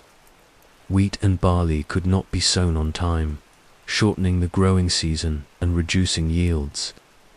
When winters stretched late into March or April, the damage carried through the entire year, leading to shortages and price hikes in urban markets. A single season of deep frost could ripple outward, starving both countryside and city alike. Livestock, equally vital, faced brutal conditions. Cattle weakened when barns failed to keep out the chill, while sheep were particularly vulnerable, freezing in open pastures when sudden storms caught them. Records from the winter of 1846 describe entire flocks lost in snowdrifts across Yorkshire and Cumbria. Farmers, digging through drifts, weeks later uncovered stiff carcasses, their wool frozen solid. Horses, the engines of transport and farm work, collapsed from exhaustion when pulling carts over ice-slick roads. For rural families, each animal lost was more than property. It was milk, meat, leather, wool, and income gone in an instant. Rivers and canals, lifelines of commerce, became both obstacles and hazards. When ice locked them, barges carrying coal and grain were stranded, severing supply routes to towns. The frozen Thames in London brought a strange blend of wonder and misery. Onlookers marveled at ice floes stretching across the river, recalling earlier centuries' frost fairs. But by the 19th century, the frozen Thames was no celebration. It was disruption, shipping halted, water supplies blocked, and dangerous cracks claiming those foolish enough to walk upon it. Newspaper accounts tell of boys drowned when ice gave way beneath them, or bargemen forced to hack through frozen surfaces with axes. Wildlife suffered alongside humans. Birds, deprived of food, fell dead in fields, their bodies scattered across snow like discarded feathers. Hunters recorded foxes and wolves venturing dangerously close to villages, driven by hunger. In Scotland, deer herds were decimated by snow too deep for grazing. Reports from naturalists in the 1850s described silent forests where the usual chorus of birds had vanished, replaced by eerie stillness. For Victorians who still saw themselves as part of a natural order, such silences were haunting, a reminder that winter threatened all living things, not just humankind. The natural world also compounded human suffering in ways both subtle and devastating. When snow covered hedgerows, families could not gather firewood. When frost hardened ground, wells froze, and access to water became scarce. When blizzards fell, paths between cottages and villages vanished, leaving households marooned in white silence. Farmers wrote of being trapped for days inside their own fields, unable to cross to neighbors. Nature itself seemed to conspire against survival. Art and literature of the time often depicted the frozen landscape with a mixture of awe and dread. Painters captured bleak fields beneath heavy skies, lone figures trudging across endless snow. Writers like Thomas Hardy infused their rural settings with the oppressive weight of frost, describing how frozen ground mirrored the emotional desolation of characters. Scientific journals, too, documented the impact, with reports from the Royal Agricultural Society warning of crop failures and livestock losses following severe winters. Communities attempted to adapt to the frozen land. Farmers stored fodder in greater quantities, though poor families could never afford enough. Villagers pooled resources to clear roads or break ice from rivers, sometimes spending days at the task. Yet no preparation could entirely defeat the power of nature. Each year, winter tested anew whether human ingenuity could overcome frost, and often it could not. The frozen landscapes also highlighted social divisions. Wealthy landowners could shelter livestock in heated barns, import feed, or ride out shortages with stored reserves. Tenant farmers and laborers, lacking such resources, watched their animals starve and their fields fail. When famine loomed, it was not the estates that suffered first, but the cottages. Winter landscapes were thus not neutral backdrops. They became stages upon which class differences were starkly displayed. Despite the devastation, frozen landscapes also carried a strange beauty that Victorians could not ignore. Poets described fields glittering under moonlight, ice patterns etched like art on windows, and snow blanketing villages into silence. These moments of aesthetic wonder stood in sharp contrast to the realities of hunger and death. For some, the beauty of winter was a cruel irony. Nature adorned itself even as it destroyed. For others, it was a source of resilience, a reminder that endurance could coexist with awe. By the later Victorian period, technological advances began to mitigate some effects of frozen landscapes. Railways reduced dependence on rivers, though tracks themselves froze in severe weather. Advances in agricultural science promoted hardier crops and livestock breeds better suited to cold. Drainage and irrigation systems helped protect fields from frost damage. Yet these changes were unevenly distributed, benefiting wealthier farms long before reaching smallholders or laborers. The frozen land still punished those least able to adapt. The memory of these landscapes lingered in collective consciousness. Families spoke of the years when the fields froze solid or when the sheep vanished in snow. Such phrases carried both literal and symbolic meaning, encapsulating not only environmental conditions but also the hardships they imposed. For Victorians, the landscape was never separate from human experience. It was a partner in suffering, shaping the rhythms of survival.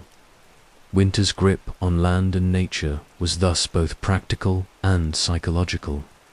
It destroyed crops, starved animals, and silenced forests, but it also imprinted itself on the imagination of those who endured it. To walk across a frozen field or hear the crack of ice on a river was to feel the presence of a force larger than human control. The frozen landscape was a reminder of vulnerability, but also of the endurance demanded of every family who lived within it. As we move from fields and rivers, the story shifts back toward human institutions. In Chapter 10, we will step into the shadow of the workhouse, the Victorian answer to poverty, and see how these grim institutions became winter prisons for the desperate.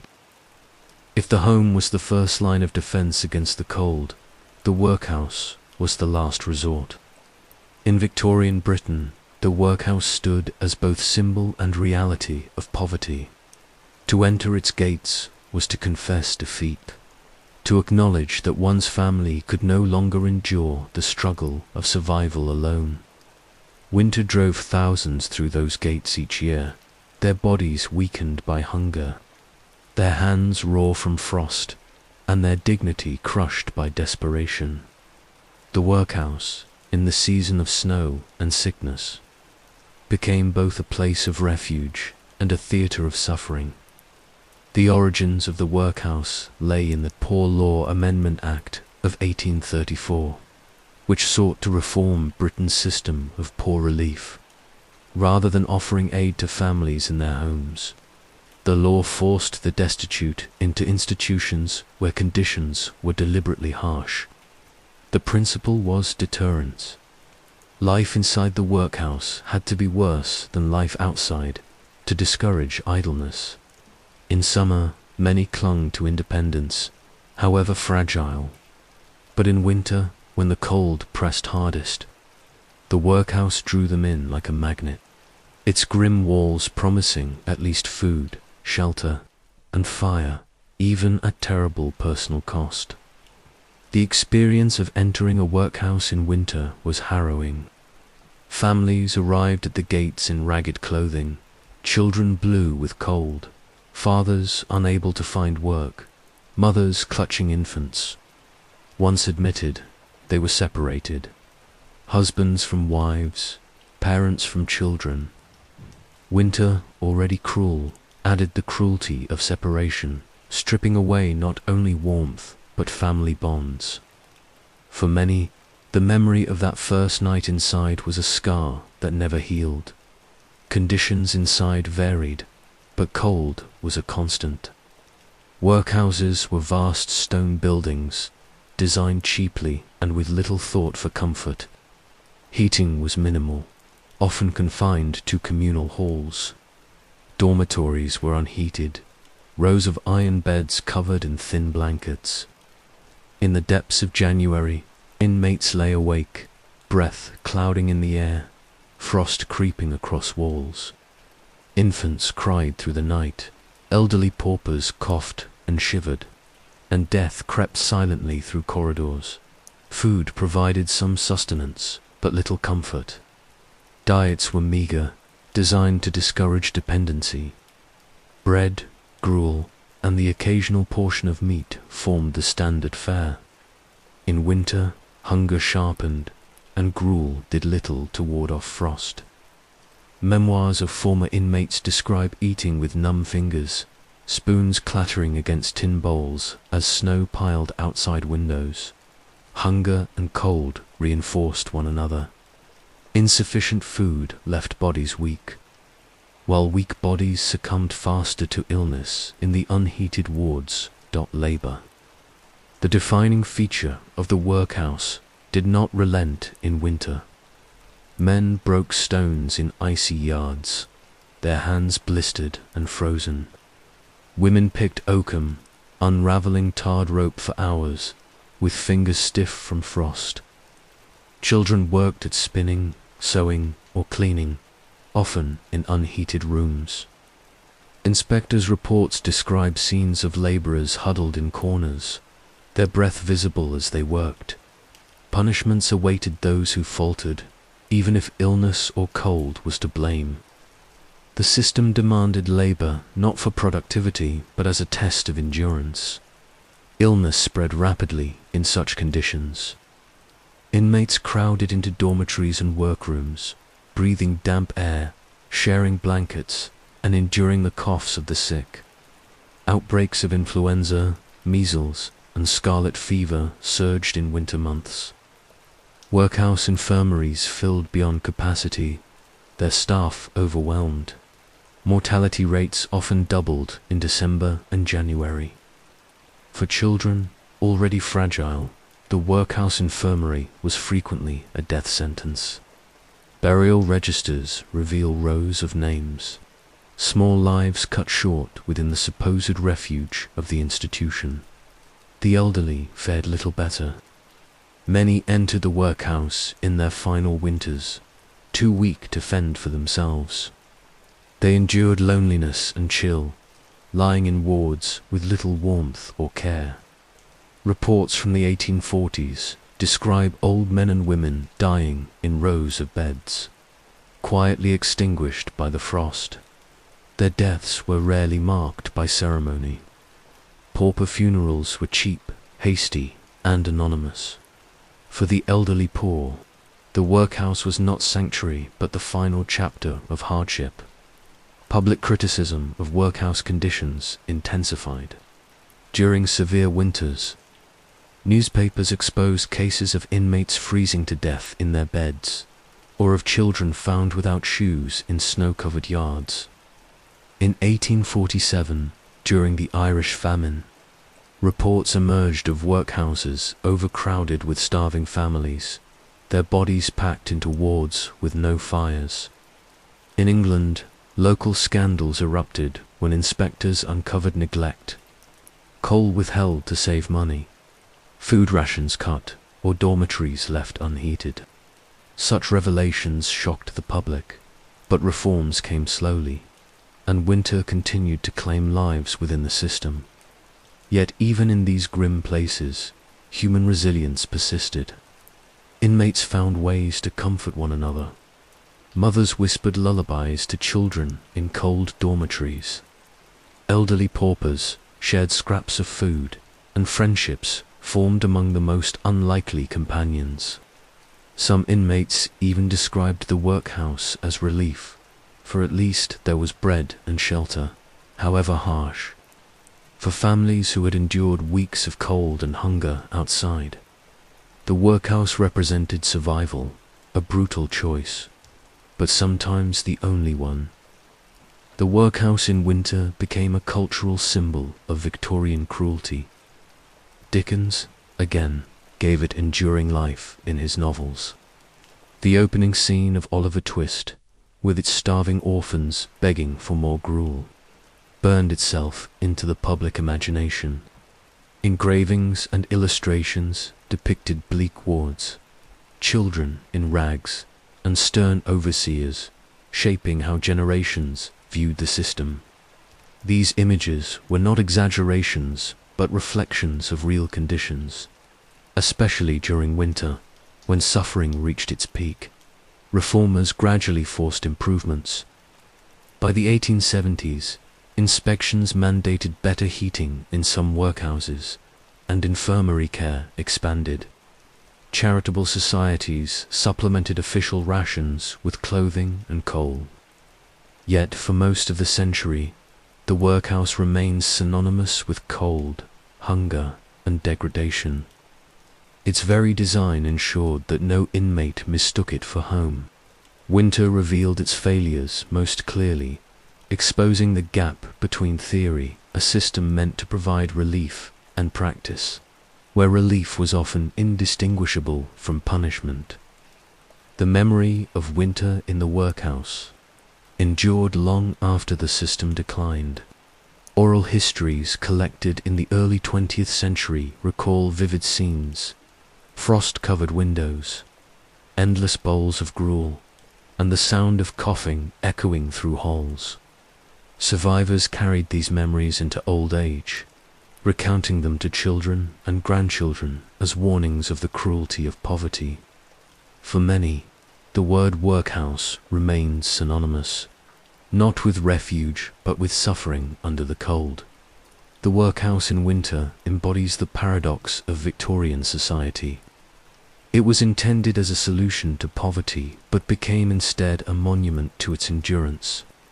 It was a place where survival came at the cost of dignity, where warmth was rationed alongside bread, and where death often arrived more swiftly than relief. As we step beyond the workhouse walls, the story turns outward once again to the broader world of cities themselves. In Chapter 11, we descend into the frostbitten streets of Victorian Britain, where alleyways, markets, and factories became stages for the daily drama of survival under the iron grip of winter. When Victorian winters descended, the streets themselves became hostile terrain. Cobblestones turned slick with ice, alleyways froze into traps of shadow, and the life of the city slowed beneath the grip of frost. For those without homes, the streets were places of slow torment. For those with shelter, they were passages of risk. And for the working poor, they were unavoidable stages where survival itself played out in public view. The streets of frost became the face of winter in Victorian Britain, exposing inequality and hardship for all to see. London, the heart of the empire, was transformed each winter. The fog of coal smoke thickened with cold, forming the infamous London particulars, yellow smogs that blended frost and soot into choking air. Gas lamps glowed dimly through haze, their light reflecting off icy cobbles. Newspaper accounts describe horse-drawn cabs sliding across frozen streets, passengers clinging to doors as drivers cursed the ice. Water pumps froze, leaving entire neighborhoods without supply. Vendors stood beside empty carts, their produce spoiled or too costly to replace. Street life did not stop, but it changed shape. Hawkers wrapped themselves in rags, calling out their goods through chattering teeth. Flower sellers trudged with frozen blooms, icicles hanging from pails. Match sellers, often young girls, became haunting symbols of winter suffering, their tiny flames guttering against wind. Charles Dickens and social reformers described seeing children barefoot in snow, their feet red and swollen, begging with hollow cries that echoed in alleyways. For many Victorians, these images embodied the moral crisis of poverty in winter. Markets were central to the urban winter struggle. In Smithfield, Covent Garden, and countless smaller markets, stalls battled the cold. Butchers worked with knives stiff in frozen fingers, while fishmongers stood beside piles of ice-encrusted cod and herring. Prices rose sharply when supply chains faltered. Bread queues lengthened outside bakeries, stretching across streets as families waited in sleet and snow. Violence sometimes flared when stocks ran out. Reports from the winter of 1860 describe scuffles in Whitechapel as starving families pushed against bakery doors, desperate for loaves that never arrived.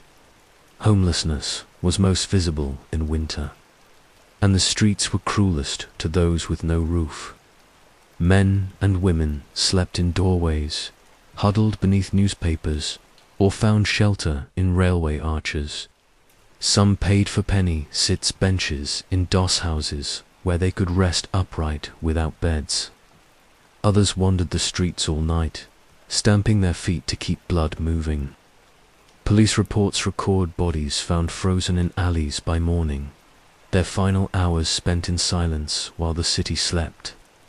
Charities like the Salvation Army eventually set up shelters, offering hot soup and a bed, but these came late in the century. For much of Victorian Britain, the streets claimed lives every winter. Street children, already visible symbols of urban poverty, suffered particularly. Orphans and runaways scavenged for coal scraps, begged for food, or sold matches and flowers in freezing winds. Henry Mayhew's interviews with London's poor in the 1840s and 1850s include harrowing accounts of children who slept beneath bridges or in stairwells, waking with frost on their faces. Many succumbed to disease or starvation, their deaths recorded as statistics but remembered by reformers as indictments of society. Factories and workshops lined the streets, their chimneys belching smoke that mingled with frost. For workers, the journey to labor was itself perilous.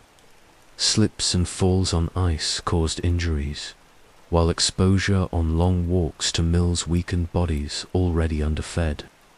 Inside, conditions offered little relief. Many workshops remained unheated to save costs, and workers toiled with stiff fingers on frozen tools. The streets delivered them to labor, but labor did not free them from the cold. Crime also took on new dimensions in winter. The desperation of hunger drove thefts of coal, food, and clothing. Police records from Manchester and Liverpool show spikes in petty theft during cold months, often committed by children. Gangs stole firewood from carts or robbed coal yards at night, selling scraps for pennies. In the streets of frost, morality bent under survival's weight. Yet not all street life was grim. Winter also brought rituals and traditions that gave meaning to the season. Carol singers filled squares with music, their voices rising above the frost. Christmas markets glittered with lights, selling roasted chestnuts and small gifts, even to the poor who could afford little. Skaters gathered on frozen ponds in parks, their laughter mingling with the crunch of blades on ice. For brief moments, the streets became places of joy, even as hunger and frost lingered in the shadows. The press often highlighted contrasts within the streets. In one column, Reporters described ragged children begging beside glowing shop windows filled with toys and feasts. In another, they chronicled elite families traveling in fur-lined carriages to theaters and balls. Winter in the streets exposed the stark inequality of Victorian society, where wealth and poverty brushed shoulders daily under the same frost. Efforts to address street suffering varied. Soup kitchens opened in church basements, handing out ladles of broth to long lines. Philanthropists distributed blankets and coal tickets. Police, too, played a role, sometimes allowing the homeless to sleep in stations during severe cold, though often driving them away. The streets remained contested spaces of commerce, charity, survival, and exclusion. The frozen streets left their mark on Victorian culture. Painters captured scenes of snow-covered alleys, children huddled near grates, and bustling markets glowing beneath gaslight. Writers used the streets as metaphors for both suffering and resilience. Dickens, once more, immortalized their contradictions. Grim poverty alongside festive cheer, cruelty beside compassion. The streets of Frost became both literal and symbolic, representing the struggles of an age defined by progress, shadowed by poverty. By the late Victorian era, improvements in urban planning slowly changed street life in winter. Paved roads reduced the hazards of mud and ice. Gas lamps improved visibility, and public shelters expanded. Yet the poor still filled alleyways, and frost still claimed lives.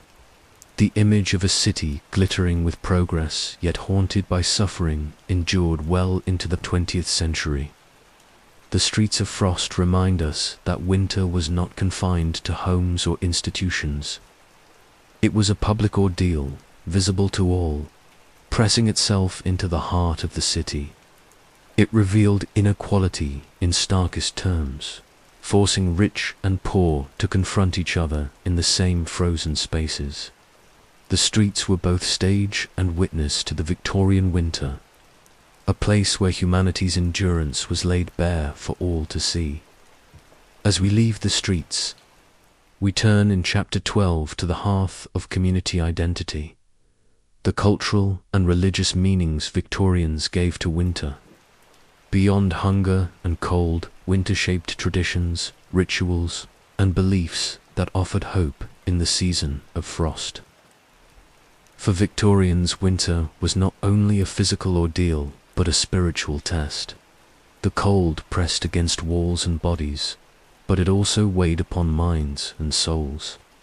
When the frost came and days grew short, people sought meaning in traditions, rituals, and faith, in chapels, churches, and humble cottages. Winter became a season not only of hardship, but of reflection, a reminder of mortality, of endurance, and of the belief that suffering held purpose. Religion in the Victorian era was pervasive. The Anglican Church dominated public life in England, while Catholicism, Methodism, and nonconformist sects shaped local communities across the country.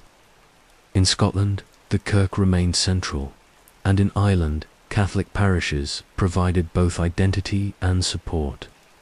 For all these communities, winter magnified the importance of faith. Sermons addressed the hardships of cold and scarcity, reminding congregations that adversity was both earthly trial and divine test.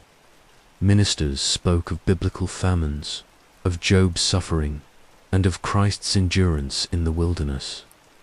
In pews filled with shivering families, these words were more than metaphor. They were direct commentaries on daily survival. Churches became refuges during the cold months, not only spiritually but physically. Their doors were often open for warmth, drawing the homeless and destitute to stone pews where they could escape frostbitten streets for a few hours. Charity sermons raised funds for coal, blankets, and bread with wealthier parishioners encouraged to give alms. Soup kitchens sometimes operated from vestries, and Sunday schools distributed clothing to poor children. In an age before widespread welfare, the church was one of the few institutions that softened the blows of winter. Rituals connected to the season also carried deep cultural weight. Christmas, revived in the Victorian era into the form we now recognize, became a central moment of winter meaning. Before the 19th century, Christmas was marked less extravagantly, but Victorians transformed it into a festival of family, generosity, and tradition. The introduction of Christmas trees, popularized by Prince Albert and Queen Victoria, filled homes with evergreen symbols of life amid death.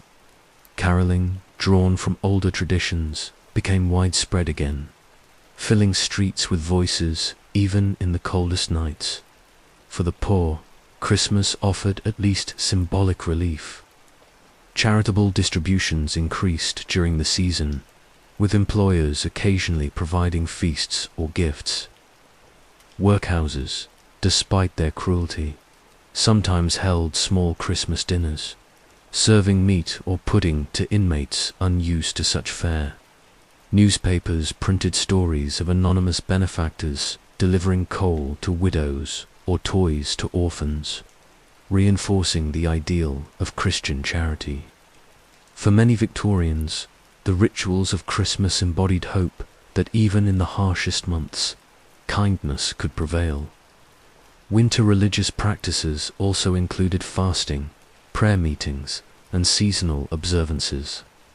Methodists held long winter revivals, where communities gathered nightly to sing hymns, pray, and share testimonies, finding warmth in collective spirit. In Catholic parishes, winter saints' days, such as St. Stephen's Day, Boxing Day, offered moments of relief from the grind of hunger. In rural communities, ancient customs persisted beneath Christian observances. Wassailing, an older tradition of singing and drinking to bless orchards, survived in parts of England, blending folk ritual with Christian calendars. These practices gave people a sense of continuity, a way of binding present suffering to a larger narrative of faith and tradition. Death, ever present in Victorian winters, was also framed through religious meaning. Frost claimed the weak, and funerals became common in the cold months. Clergy reminded mourners that winter deaths were not meaningless, but part of divine providence. Hymns sung at gravesides spoke of eternal spring, of life beyond the frost. Gravestones from the era often bear inscriptions evoking winter as metaphor. He sleepeth until the thaw of resurrection. Such language softened the blow of loss, offering consolation in the midst of despair. Philosophical debates of the time also engaged with winter's hardships. The rise of industrial capitalism, with its grinding poverty, clashed with religious ideals of charity and care. Reformers used winter's suffering as evidence of moral failings in society. Pamphlets circulated demanding better wages, housing, and relief, often framed in Christian moral language. Critics of the poor law pointed to starving children in snow as proof that legislation had abandoned Christ's call to mercy. In debates both religious and secular, winter became a symbol of systemic cruelty as well as divine trial. Art and literature reflected this search for meaning. Poets invoked winter landscapes not only as descriptions of nature but as mirrors of human condition. Alfred, Lord Tennyson, Christina Rossetti, and others infused their works with winter imagery that carried spiritual undertones. In the bleak midwinter, Rossetti wrote, tying the frost directly to themes of faith and devotion. Painters depicted nativity scenes set against snowy backdrops, merging biblical narratives with contemporary landscapes.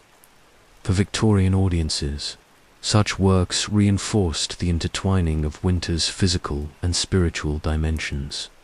Even science entered the conversation, often in tension with faith. Meteorological records began to track winters systematically, with institutions like the Royal Society publishing data on temperatures, frost, and snowfalls. For some Victorians, these studies offered rational explanations for phenomena long attributed to divine will. Yet for others, the very precision of science deepened their sense of awe, evidence, perhaps, of God's hand in natural laws. Winter thus became a site where faith and science met, sometimes in conflict, sometimes in uneasy alliance at the household level. Winter rituals often blended practicality with spirituality. Families gathered for evening prayers beside fires, their voices rising as frost tapped at windows. Hymn books were worn smooth by repeated use in long nights when travel was impossible. Bibles carried passages marked for comfort in winter, psalms of protection, gospel verses of endurance. For many families, these small daily rituals gave meaning to survival, turning endurance into an act of faith. The harshness of winter also inspired moral lessons. Parents warned children against idleness, linking physical cold to spiritual coldness. Ministers preached that charity to the poor was a duty heightened by frost, for to ignore suffering in winter was to deny Christ himself. Even newspapers, often secular in tone, carried winter reflections that urged compassion and action. The season became a test of morality not only for individuals but for society at large. In rural areas, folklore retains strong ties to winter meaning. Tales of spirits wandering in snow, of ghostly processions on cold nights, and of omens tied to frost persisted into the 19th century. These stories were not mere entertainments. They framed winter as a time when boundaries between life and death, natural and supernatural, thinned. For Victorians steeped in both Christianity and folklore, such tales reinforced the sense that winter carried deeper significance than weather alone. As the century advanced, new traditions emerged. The Victorian Christmas card, invented in the 1840s, spread rapidly, linking families separated by distance with images of snow-laden scenes. Many cards depicted not only cheer but also hardship, cottages in frost, travelers braving storms. They reflected the dual nature of winter, beauty and struggle intertwined. Likewise, the Christmas cracker and holiday feasts expanded, creating rituals of joy that counterbalanced months of scarcity for the poor. Faith and ritual were survival tools as much as cultural expressions. Workhouse inmates clung to hymns sung in cold dormitories. Factory workers gathered in chapels after long days, finding warmth in collective worship. Rural families told stories by candlelight, passing down traditions that gave shape to endless nights. Winter demanded endurance of body, but it also demanded strength of spirit. Without meaning, the frost could crush more than flesh. It could crush hope. The rituals of faith and culture in Victorian winter remind us that survival was never purely material. To endure hunger and cold, families needed more than bread and coal. They needed a sense of purpose, a narrative that framed their suffering as part of something larger, divine plan, seasonal cycle, or cultural tradition. These meanings transformed endurance into resilience, allowing communities to survive, not only physically but emotionally and spiritually. As we leave these chapels and traditions behind, our story moves into chapter 13, where we will examine how Victorians turned necessity into invention. From new stoves to improved housing designs, we will see how winter's cruelty spurred innovations that reshaped both daily life and the future of society. If the Victorian winter was a predator, then innovation was the shield. Faced with season after season of hunger, frost, and death, Victorians sought solutions. Out of necessity, sometimes out of desperation, they forged new technologies, adapted old traditions, and reshaped the way families and communities endured the cold, while poverty and inequality ensured that many still perished. The century witnessed remarkable progress in how Britain confronted its harshest season. These innovations, born of suffering, helped transform winter from an almost apocalyptic force into something gradually survivable. One of the most significant changes lay in heating. For centuries, fireplaces had been the primary defense against the cold, but Victorian advances in stove and grate design made them more efficient. The invention of the Rumford fireplace in the late 18th century, which directed smoke upward and reflected more heat into rooms, spread widely by the early 19th century. By mid-century, Castile stoves gained popularity, especially in middle-class homes. These stoves, smaller yet powerful, heated rooms more evenly, reduced fuel consumption, and allowed even modest households to ward off frost better than before. Coal remained the backbone of heating, and the Victorian era saw both expansion of coal mining and improvements in its distribution. Railways revolutionized supply, ensuring that coal could reach urban centers faster and in larger quantities than ever before. This lowered prices for some, though demand during harsh winters often outpaced supply, driving costs upward again. The sheer scale of the coal trade, barges unloading on the Thames, rail cars rumbling through industrial towns, testified to the centrality of this black fuel in Britain's fight against the cold. Yet coal's heavy smoke also darkened skies, producing the infamous winter fogs that choked cities. A reminder that progress came with its own burdens. Clothing innovations also reshaped survival. The Industrial Revolution had transformed textile production, making wool, flannel, and cotton goods more widely available. By the Victorian era, mass-produced clothing allowed even working-class families to obtain garments that offered some insulation. Knitting, long a household craft, continued to provide mittens, scarves, and socks, while new factories produced coats and shawls in bulk. For the wealthy, advances in tailoring and the use of furs ensured luxury warmth. For the poor, charitable organizations distributed clothing during harsh winters, sometimes old garments collected from the wealthy, sometimes new items manufactured for relief. Clothing became both technology and symbol, an armor against frost and a marker of class. Architecture to adapted to the demands of winter. Middle-class homes incorporated double doors and vestibules to keep out drafts, while window glazing improved insulation. By the latter half of the century, some urban developments introduced piped hot water systems, precursors to central heating.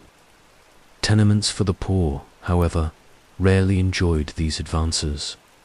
Their thin walls, broken windows, and unsealed roofs remained vulnerable. Reformers pushed for better housing standards, citing winter deaths as evidence of the urgent need.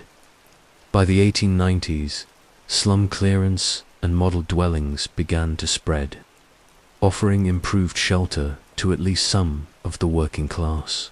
Lighting, though less directly tied to warmth, also shaped how families experienced winter. Gas lighting, introduced in the early 19th century, spread rapidly through streets and into homes.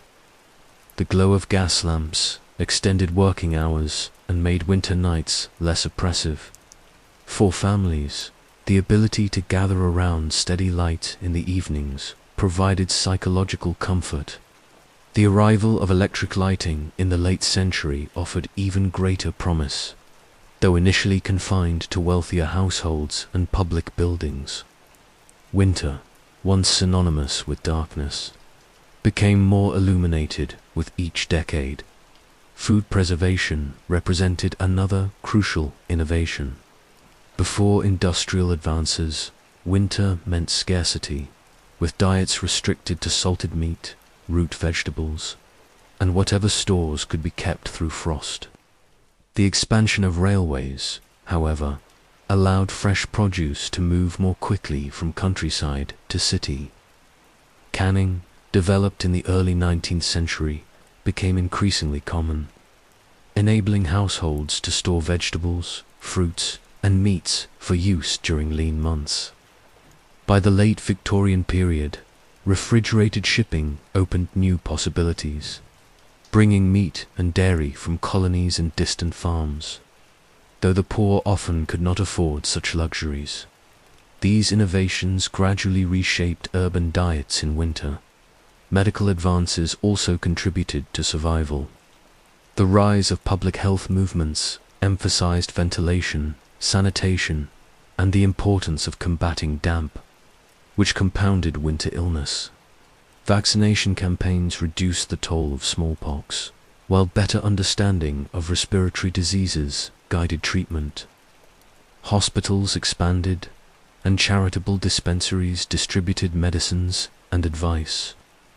While influenza and pneumonia still ravaged communities each winter, the progress of medical science at least provided some relief, particularly in cities where reformers linked winter mortality directly to housing and health conditions. Transportation, though often disrupted by ice and snow, benefited from innovations that made winter more navigable.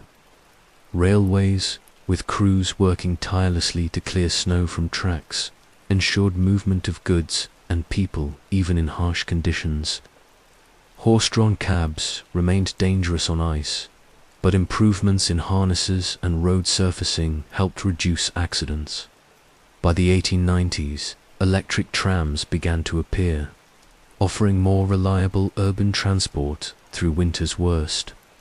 These changes meant that markets could continue, coal could be delivered, and communication could persist despite the season's grip.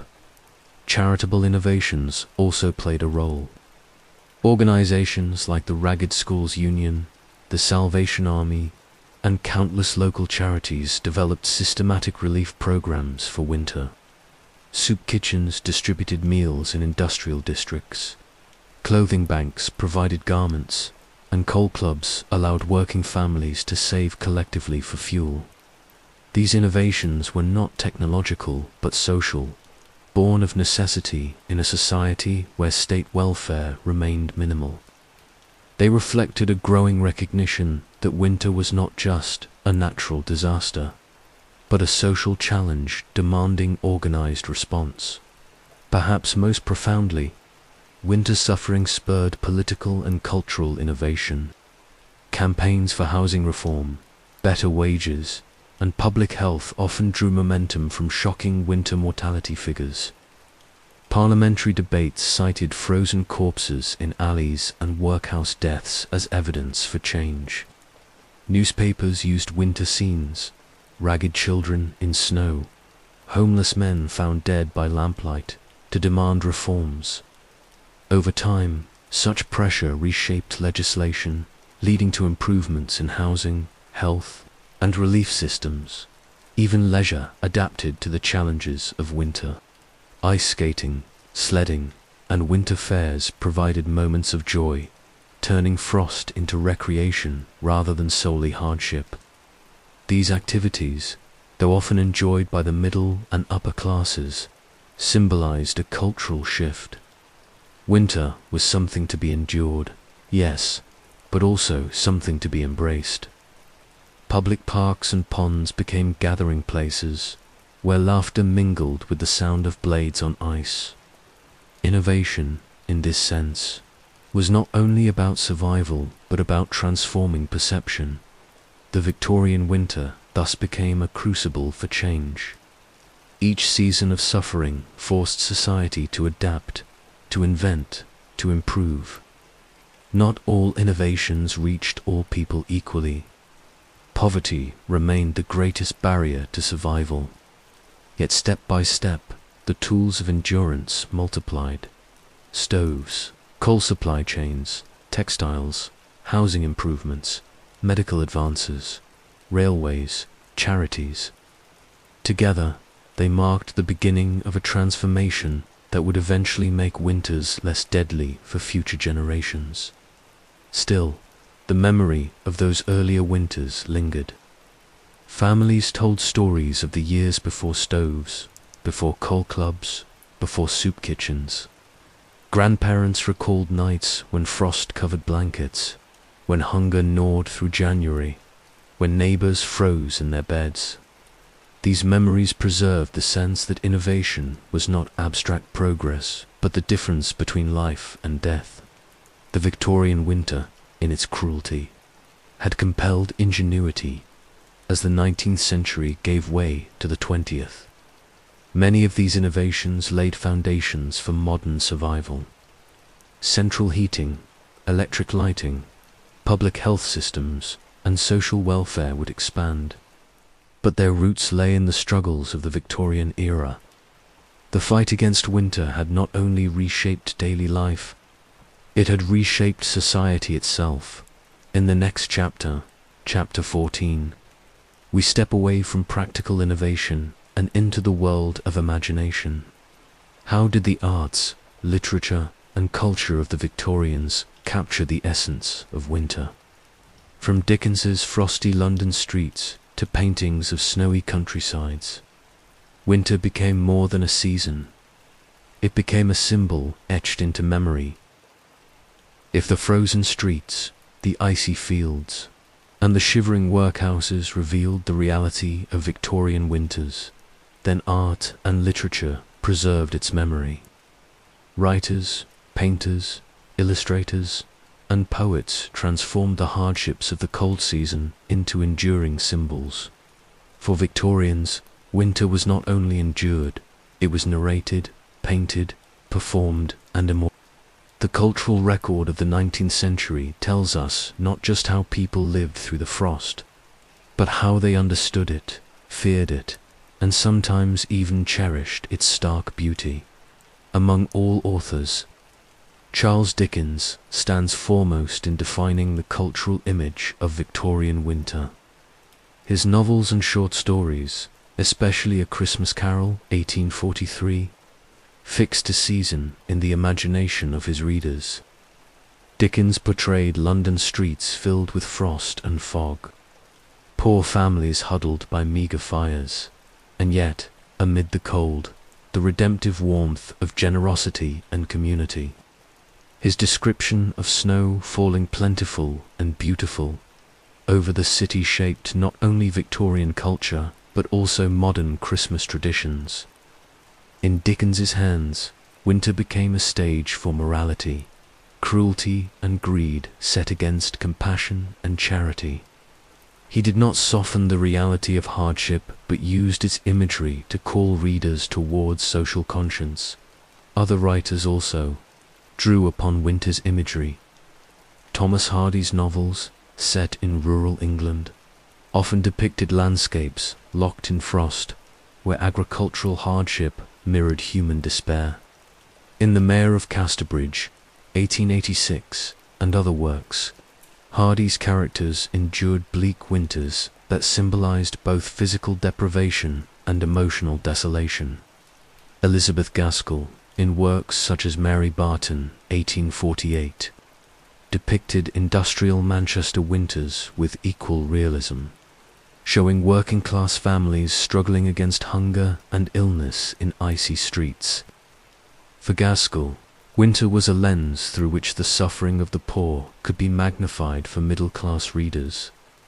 Poetry, too, captured the essence of winter. Christina Rossetti's In the Bleak Midwinter, 1872, expressed the starkness of the season in simple yet haunting language, aligning physical frost with spiritual devotion. Alfred Lord Tennyson, in poems like The Death of the Old Year 1847, used winter as a metaphor for endings and renewal. Poets across the Victorian age repeatedly turned to imagery of snow, frost, and barren landscapes to convey both natural observation and emotional resonance. For many readers, poetry provided a means to process winter's hardships in language that transcended daily suffering.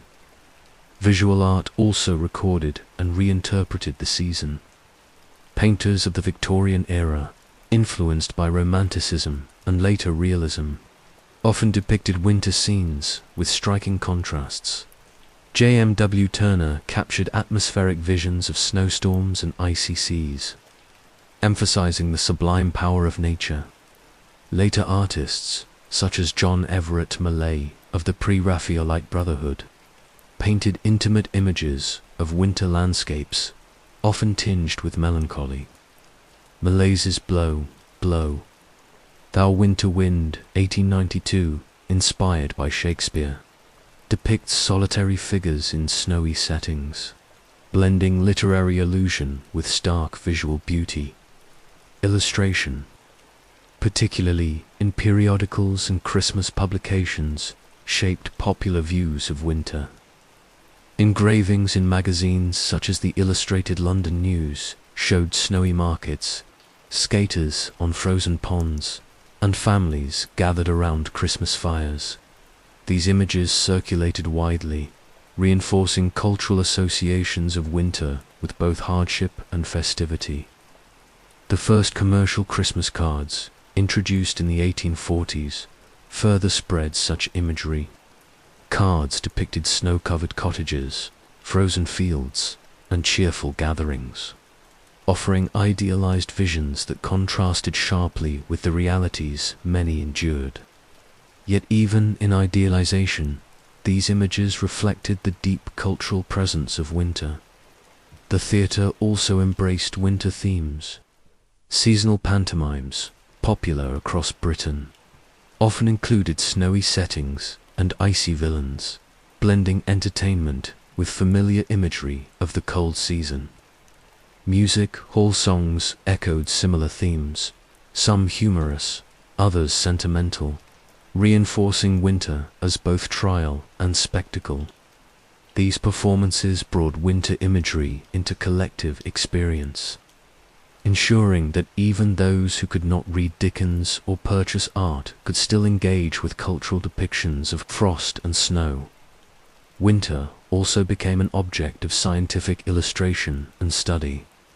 The growth of meteorology in the 19th century produced drawings and diagrams of snowflakes, frost patterns, and ice crystals. Wilson Bentley, though American, was influential in photographing snowflakes in the 1880s and 1890s, while British naturalists recorded wildlife in winter landscapes. These works blended art and science, elevating winter from mere backdrop to subject of fascination. Victorians marveled at the geometry of snow, the resilience of plants under frost, and the adaptation of animals in harsh climates. For some, this knowledge deepened appreciation of winter's beauty. For others, it reinforced awe at its destructive power. Yet art and literature did not only reflect beauty, they also reinforced awareness of suffering. Social reformers deliberately used winter imagery in pamphlets, engravings, and novels to evoke sympathy. Images of barefoot children in snow or families without coal in icy cottages circulated widely. These depictions fueled charitable campaigns, pressing middle and upper-class readers to donate to coal funds, soup kitchens, and relief societies.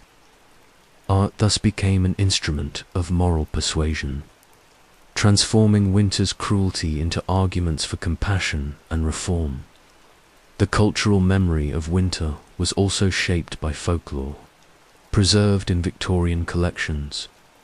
Antiquarians gathered tales of ghostly processions in snowy fields, of spirits wandering in blizzards, and of omens tied to frost. These stories were often illustrated in penny publications or retold in fireside gatherings, reinforcing the mystical aura of winter. For Victorians, art and literature did not only depict the physical cold, they animated its supernatural associations, blending past traditions with present experiences. Music joined the chorus of cultural interpretation. Hymns such as Rossetti's In the Bleak Midwinter, set to music by Gustav Holst in 1906, extended Victorian sensibilities into the 20th century. Secular songs, too, emerged, many tied to Christmas but infused with winter imagery. The sounds of choirs in churches and carolers in streets created an audible culture of winter, overlaying the silence of snow with collective voices. For many Victorians, the season's meaning was as much heard as seen or read. The arts thus performed a double role. They celebrated winter's beauty, the glittering snow, the still landscapes, the festive gatherings, but they also highlighted its dangers. By portraying both extremes, Victorian art and literature offered a balanced record of the season, one that endured far beyond the century itself. Today, our cultural memory of Victorian winter is shaped not only by historical records of temperature and mortality, but by the images and words left behind by its artists and writers. These works also remind us of the power of narrative. For the families who endured winter, the frost was daily reality. But for the wider society, their plight was mediated through novels, poems, illustrations, and songs. Dickens's descriptions, Gaskell's industrial winters, Hardy's rural frost, Rossetti's bleak poetry, all these transformed lived experience into cultural symbols. They ensured that Victorian winter was not forgotten, that its lessons were preserved not only in archives but in the imagination. By the close of the 19th century, the image of winter had been thoroughly absorbed into Victorian identity. Christmas traditions, literary classics, and popular art had turned frost into a cultural icon. Though many still suffered each year, the season was also increasingly associated with festivity, memory, and beauty. Winter had become not only a challenge, but a canvas, one upon which Victorians painted their fears, hopes, and values. In the next chapter, chapter 15, we turn from culture to belief. Beyond art and literature, winter carried profound religious and philosophical meanings. Faith, folklore, and superstition shaped how Victorians interpreted the deadly cold weather as divine test, natural cycle, or omen of fate. Winter in Victorian Britain was more than frost, hunger, and hardship. It was also a season layered with meaning, a time when faith offered consolation, folklore explained mysteries, and hope became a necessary companion to endurance. The Victorians, shaped by both deep religiosity and lingering traditions of folklore, confronted the deadly cold not only with coal and blankets, but with stories, prayers, and symbols that gave suffering a sense of purpose. Religion remained the most visible source of meaning.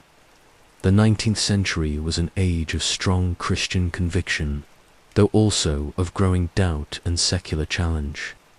For the majority, however, the Church shaped understanding of winter's ordeals. Ministers spoke of frost and famine as divine trials, drawing upon scripture that likened adversity to testing by fire, or in this case, by ice. Sermons referenced Job's endurance, Joseph's management of famine in Egypt, and Christ's suffering in the wilderness. These narratives framed each Victorian winter as part of a larger spiritual drama, in which survival was not merely physical but moral. Christmas stood at the heart of winter faith.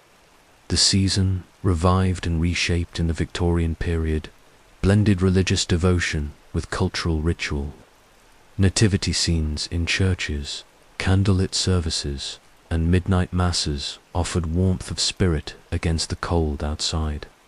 The story of Christ's birth in a humble stable resonated deeply with those enduring poverty, reinforcing the belief that divinity itself had entered into human hardship. Even for those in workhouses or slums, Christmas services provided a moment of collective hope, a reminder that suffering was neither unique nor eternal. Yet faith was not confined to formal religion. Folklore lingered strongly in rural Britain, colouring winter with supernatural associations. Old traditions held that spirits wandered more freely on long nights, that ghostly processions passed through snowy fields, and that certain omens in frost foretold fortune or doom. Farmers read the thickness of ice or the behaviour of animals as signs of coming seasons. Children were told tales of spectral figures in snowstorms, meant both to entertain and to warn, though often dismissed by educated elites. These beliefs continued to shape how many Victorians understood their environment. Superstitions tied to weather abounded. A ring around the moon was said to predict heavy snow. Robins appearing in villages were considered messengers of both hope and death. The cracking of ice on rivers was interpreted as a sign of spiritual unrest. These traditions were not idle curiosities, but reflections of a society in which natural forces remained overwhelming. Folklore gave meaning where science had not yet provided answers. In the midst of deadly cold, such stories offered a sense of order amid chaos. Hope, however, was not only spiritual or supernatural, it was practical.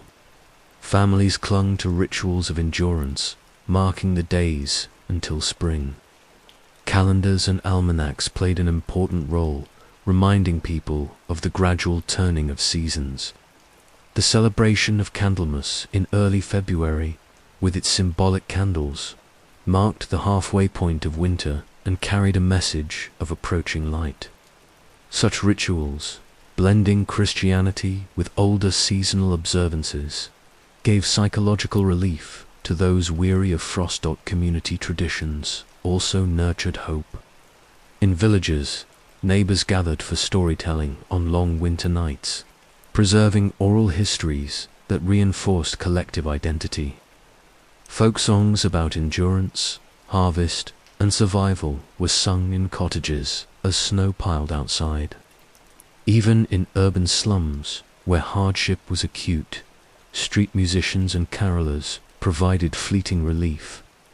Music and narrative turned suffering into shared experience, reminding listeners that they were not alone. The Victorians also found hope in progress. As the century advanced, innovations in heating, housing, and food supply offered tangible evidence that winter's cruelty could be mitigated. Newspapers carried reports of scientific discoveries, meteorological predictions, and charitable endeavours, feeding the sense that humanity was not helpless before nature. For the working classes, the sight of railway lines delivering coal, or of soup kitchens opening their doors, provided hope not in abstract promises but in visible action. Art and literature further nourished hope. Dickens's A Christmas Carol epitomized the transformation of winter suffering into redemption, showing that generosity and compassion could thaw even the coldest heart. Christina Rossetti's In the Bleak Midwinter juxtaposed desolation with divine love. Painters captured not only bleak landscapes, but also scenes of family warmth. Children gathered around fires and festive gatherings. These cultural works reassured Victorians that even amid hardship, beauty and meaning endured. For the poor, faith and folklore often intertwined. A widow in a freezing cottage might pray for divine mercy while recalling a local legend that snow was the tears of saints. A child in a workhouse might sing hymns one moment and tell ghost stories the next. Survival was not only a matter of bread and coal, but of sustaining spirit. In this blending of religion, superstition, and tradition, the Victorians found resilience. Winter also carried philosophical meaning. Writers and thinkers interpreted the season as a metaphor for cycles of life and death. Winter symbolized endings, but also preparation for renewal. In sermons, essays, and poems, the frost was likened to trials that prepared souls for greater strength. For some, winter was evidence of a natural order, reminding humanity of its dependence on forces beyond control. For others, especially skeptics and reformers, the suffering of winter was evidence not of divine plan, but of social injustice, a call to reshape society. Hope, in these perspectives, lay not in acceptance but in change. The rituals of faith and folklore also softened the harshness of death in winter. Funerals held in icy graveyards were accompanied by hymns of resurrection, assuring mourners that frost was only temporary, that eternal spring awaited beyond. Folklore, too, offered consolations, stories that the dead walked in winter, still present among the living, suggested that loss was not absolute. These beliefs allowed families to endure grief with the sense that even in the coldest months, connection persisted. By the close of the century, Victorians had woven winter into a rich tapestry of meaning. Faith anchored endurance, folklore explained the inexplicable, and hope turned survival into resilience. The season remained deadly, but it was never meaningless. For those who endured frost, hunger, and separation, rituals of belief gave strength. For those who reflected in art and philosophy, winter became a metaphor for the human condition itself, fragile, tested, but capable of enduring. As we turn now to chapter 16, we arrive at the moment when the frost finally loosens its grip. The thaw brings relief, but also reflection. What did survival mean after months of endurance? And what lessons did Victorians carry forward from each deadly winter into the warmth of spring? When the grip of winter finally loosened, it did not happen suddenly. It came in small, almost imperceptible signs. A patch of earth softening at the edge of a field, the drip of water from an icicle, the first bird call breaking months of silence.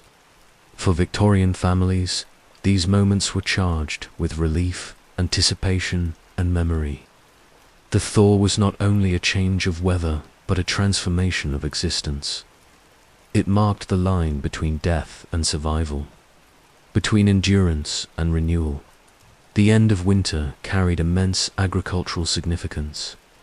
For farmers, frozen ground that had locked plows and seed finally gave way. Fields, once iron-hard, softened into furrows ready for planting. The relief of being able to work the land again was tempered by urgency. Late planting seasons threatened yields, and losses from livestock deaths had already strained resources.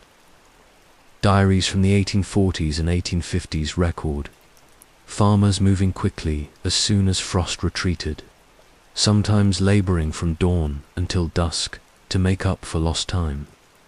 Spring was not leisurely. It was frantic recovery, a desperate attempt to replace what winter had consumed.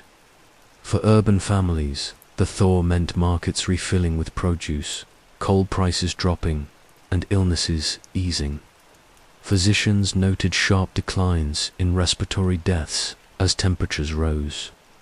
Hospitals, which had overflowed with pneumonia and influenza patients, gradually emptied. Relief organizations, stretched thin through winter, could begin to reduce distributions. Yet spring also exposed the cost of winter. Weakened bodies, orphans left behind by parents lost to frost or disease, and debts accumulated for fuel and bread. Survival into spring did not erase hardship. It revealed its toll. Communities marked the thaw in subtle ways. Churches held Thanksgiving services when severe winters ended, with sermons emphasizing deliverance. In rural areas, festivals tied to planting and fertility echoed older traditions that welcomed the return of warmth. Children played outdoors again, their laughter replacing the silence of snowbound months. Even in industrial towns, factory workers spoke of lighter spirits when mornings grew brighter and evenings stretched longer. Hope, long deferred, returned with the sun. Yet memory of winter lingered. Families retold stories of endurance. The night the fire nearly went out, the neighbor who shared coal, the relative lost to sickness. These narratives were not idle recollections, but acts of cultural preservation, ensuring that lessons of survival were passed to younger generations. Children who had shivered in slums or trudged barefoot through snow grew into adults who carried those memories into campaigns for reform. The thaw was thus both physical and political, laying foundations for demands that no future generation should suffer so severely in literature. The thaw often symbolized renewal. Thomas Hardy, Elizabeth Gaskell, and lesser-known Victorian writers described how spring softened not only the land but also human hearts. Poets used imagery of melting ice and budding flowers to represent hope after despair. Even Dickens, who often emphasized the bleakness of winter, infused his works with the promise of redemption at winter's end. These cultural depictions reinforced what families felt, that the season of survival had a counterpart in the season of renewal. But the thaw also carried dangers. Flooding often followed melting snow and ice, especially in low-lying regions. Rivers swelled with meltwater, overflowing banks and destroying homes already weakened by frost. Newspapers reported devastating spring floods in towns along the Severn, Thames, and Ouse, where thaw turned relief into new disaster. For some communities, survival demanded endurance not only of cold but of the chaos that followed it. The thaw also laid bare the inequalities of Victorian society. Wealthy families emerged from winter largely intact, their larders and coal stores replenished, their homes shielded by thicker walls and better stoves. The poor emerged scarred. Malnutrition left children stunted, illness left parents weakened, and debts left families trapped in cycles of poverty.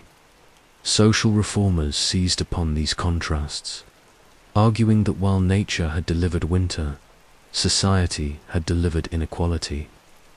Reports on mortality and hunger in the wake of harsh winters became ammunition for campaigns to improve housing, sanitation, and wages. Thus, the thaw was more than relief. It was revelation.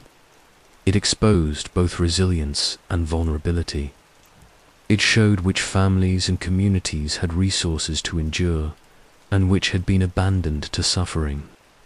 It pressed upon public conscience the reality that winter's cruelty was compounded by human systems of neglect. Each thaw renewed debates about responsibility. Was survival merely fate, or was it a matter of social justice? In the countryside, the thaw carried emotional weight as well as practical urgency.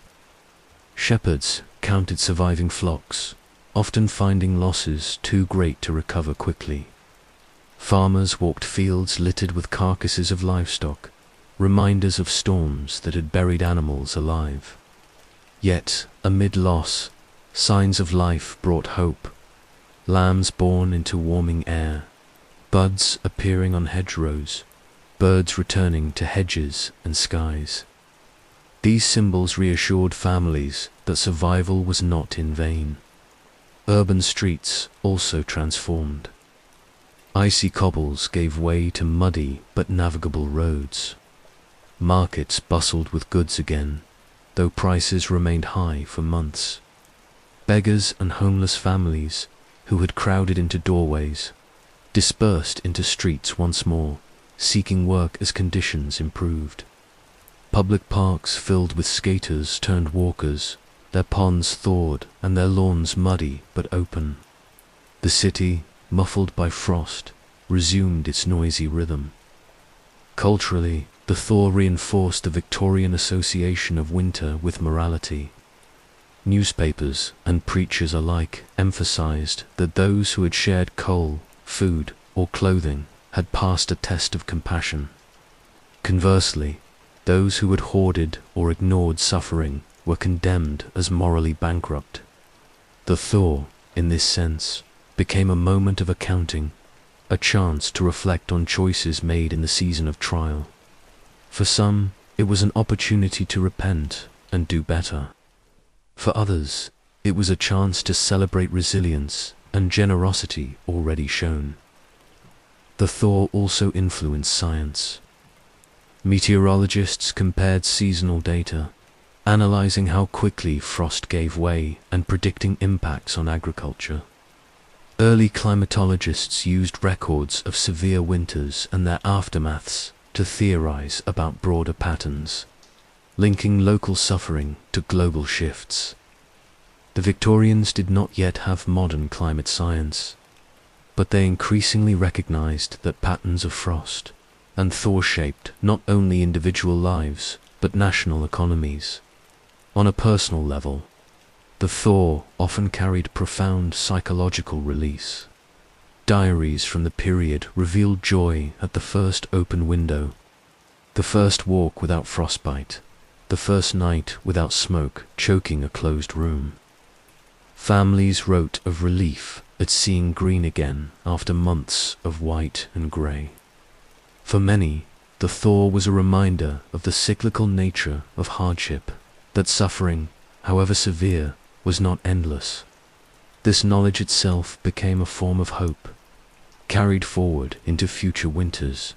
The legacy of the Victorian thaw extended beyond the century. The suffering endured and the lessons learned inspired reforms in housing, labor, and welfare that shaped the 20th century. Central heating, improved insulation, social relief systems, and public health measures all owed something to the recognition, forged each winter, that survival could not be left to chance. The thaw each year did not erase suffering, but underscored the need for lasting change. In memory, the thaw was celebrated, not as triumph, but as deliverance. Families marked anniversaries of winters survived, telling stories to grandchildren about the year the river froze, the year the workhouse overflowed, or the year famine stalked the land. These stories preserved both warning and wisdom. They reminded future generations that nature could still be cruel, but also that endurance and solidarity could prevail. The final lesson of the thaw was humility.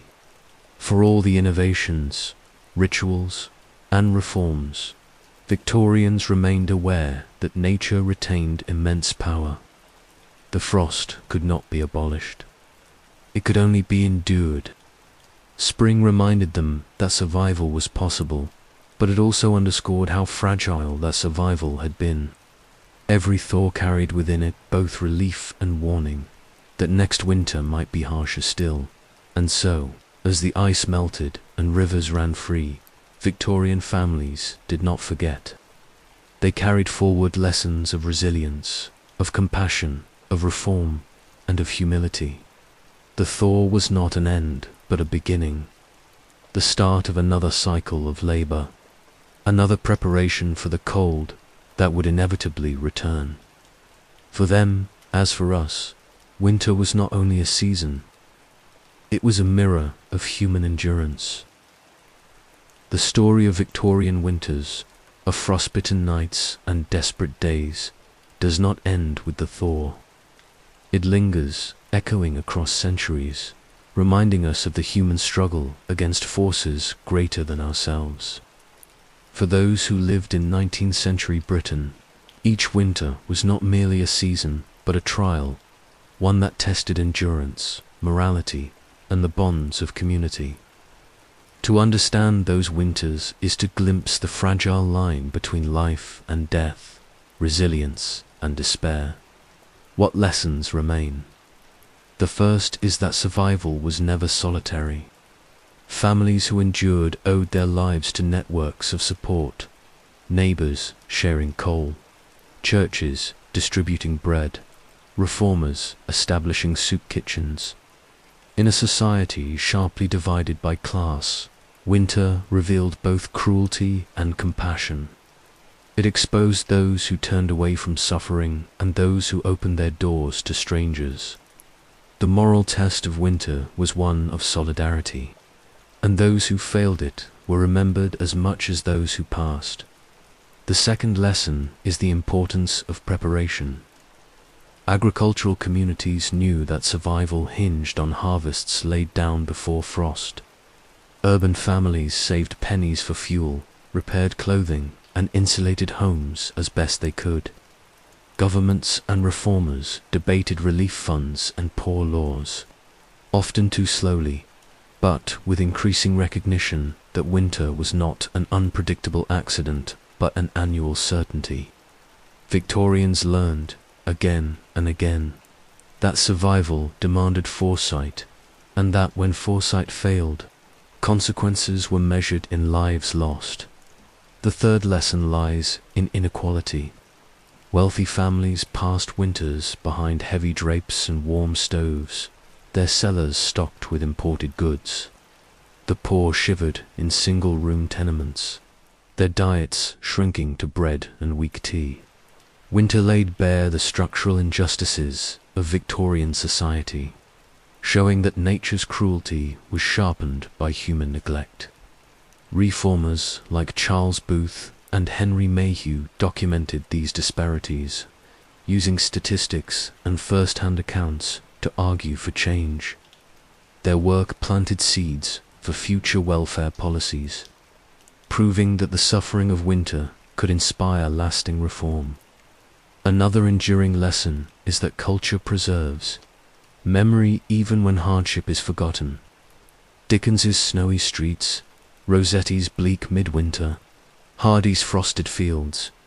These works ensured that Victorian winters lived on in imagination as well as record. Art and literature gave meaning to survival, transforming anonymous suffering into shared heritage. Today, when we picture the Victorian season, it is often through Dickensian imagery or illustrated Christmas cards, echoes of a time when culture softened cold reality but also reminded readers of their moral duty. Winter also taught humility. For all their progress, Victorians were reminded that nature retained power beyond human control.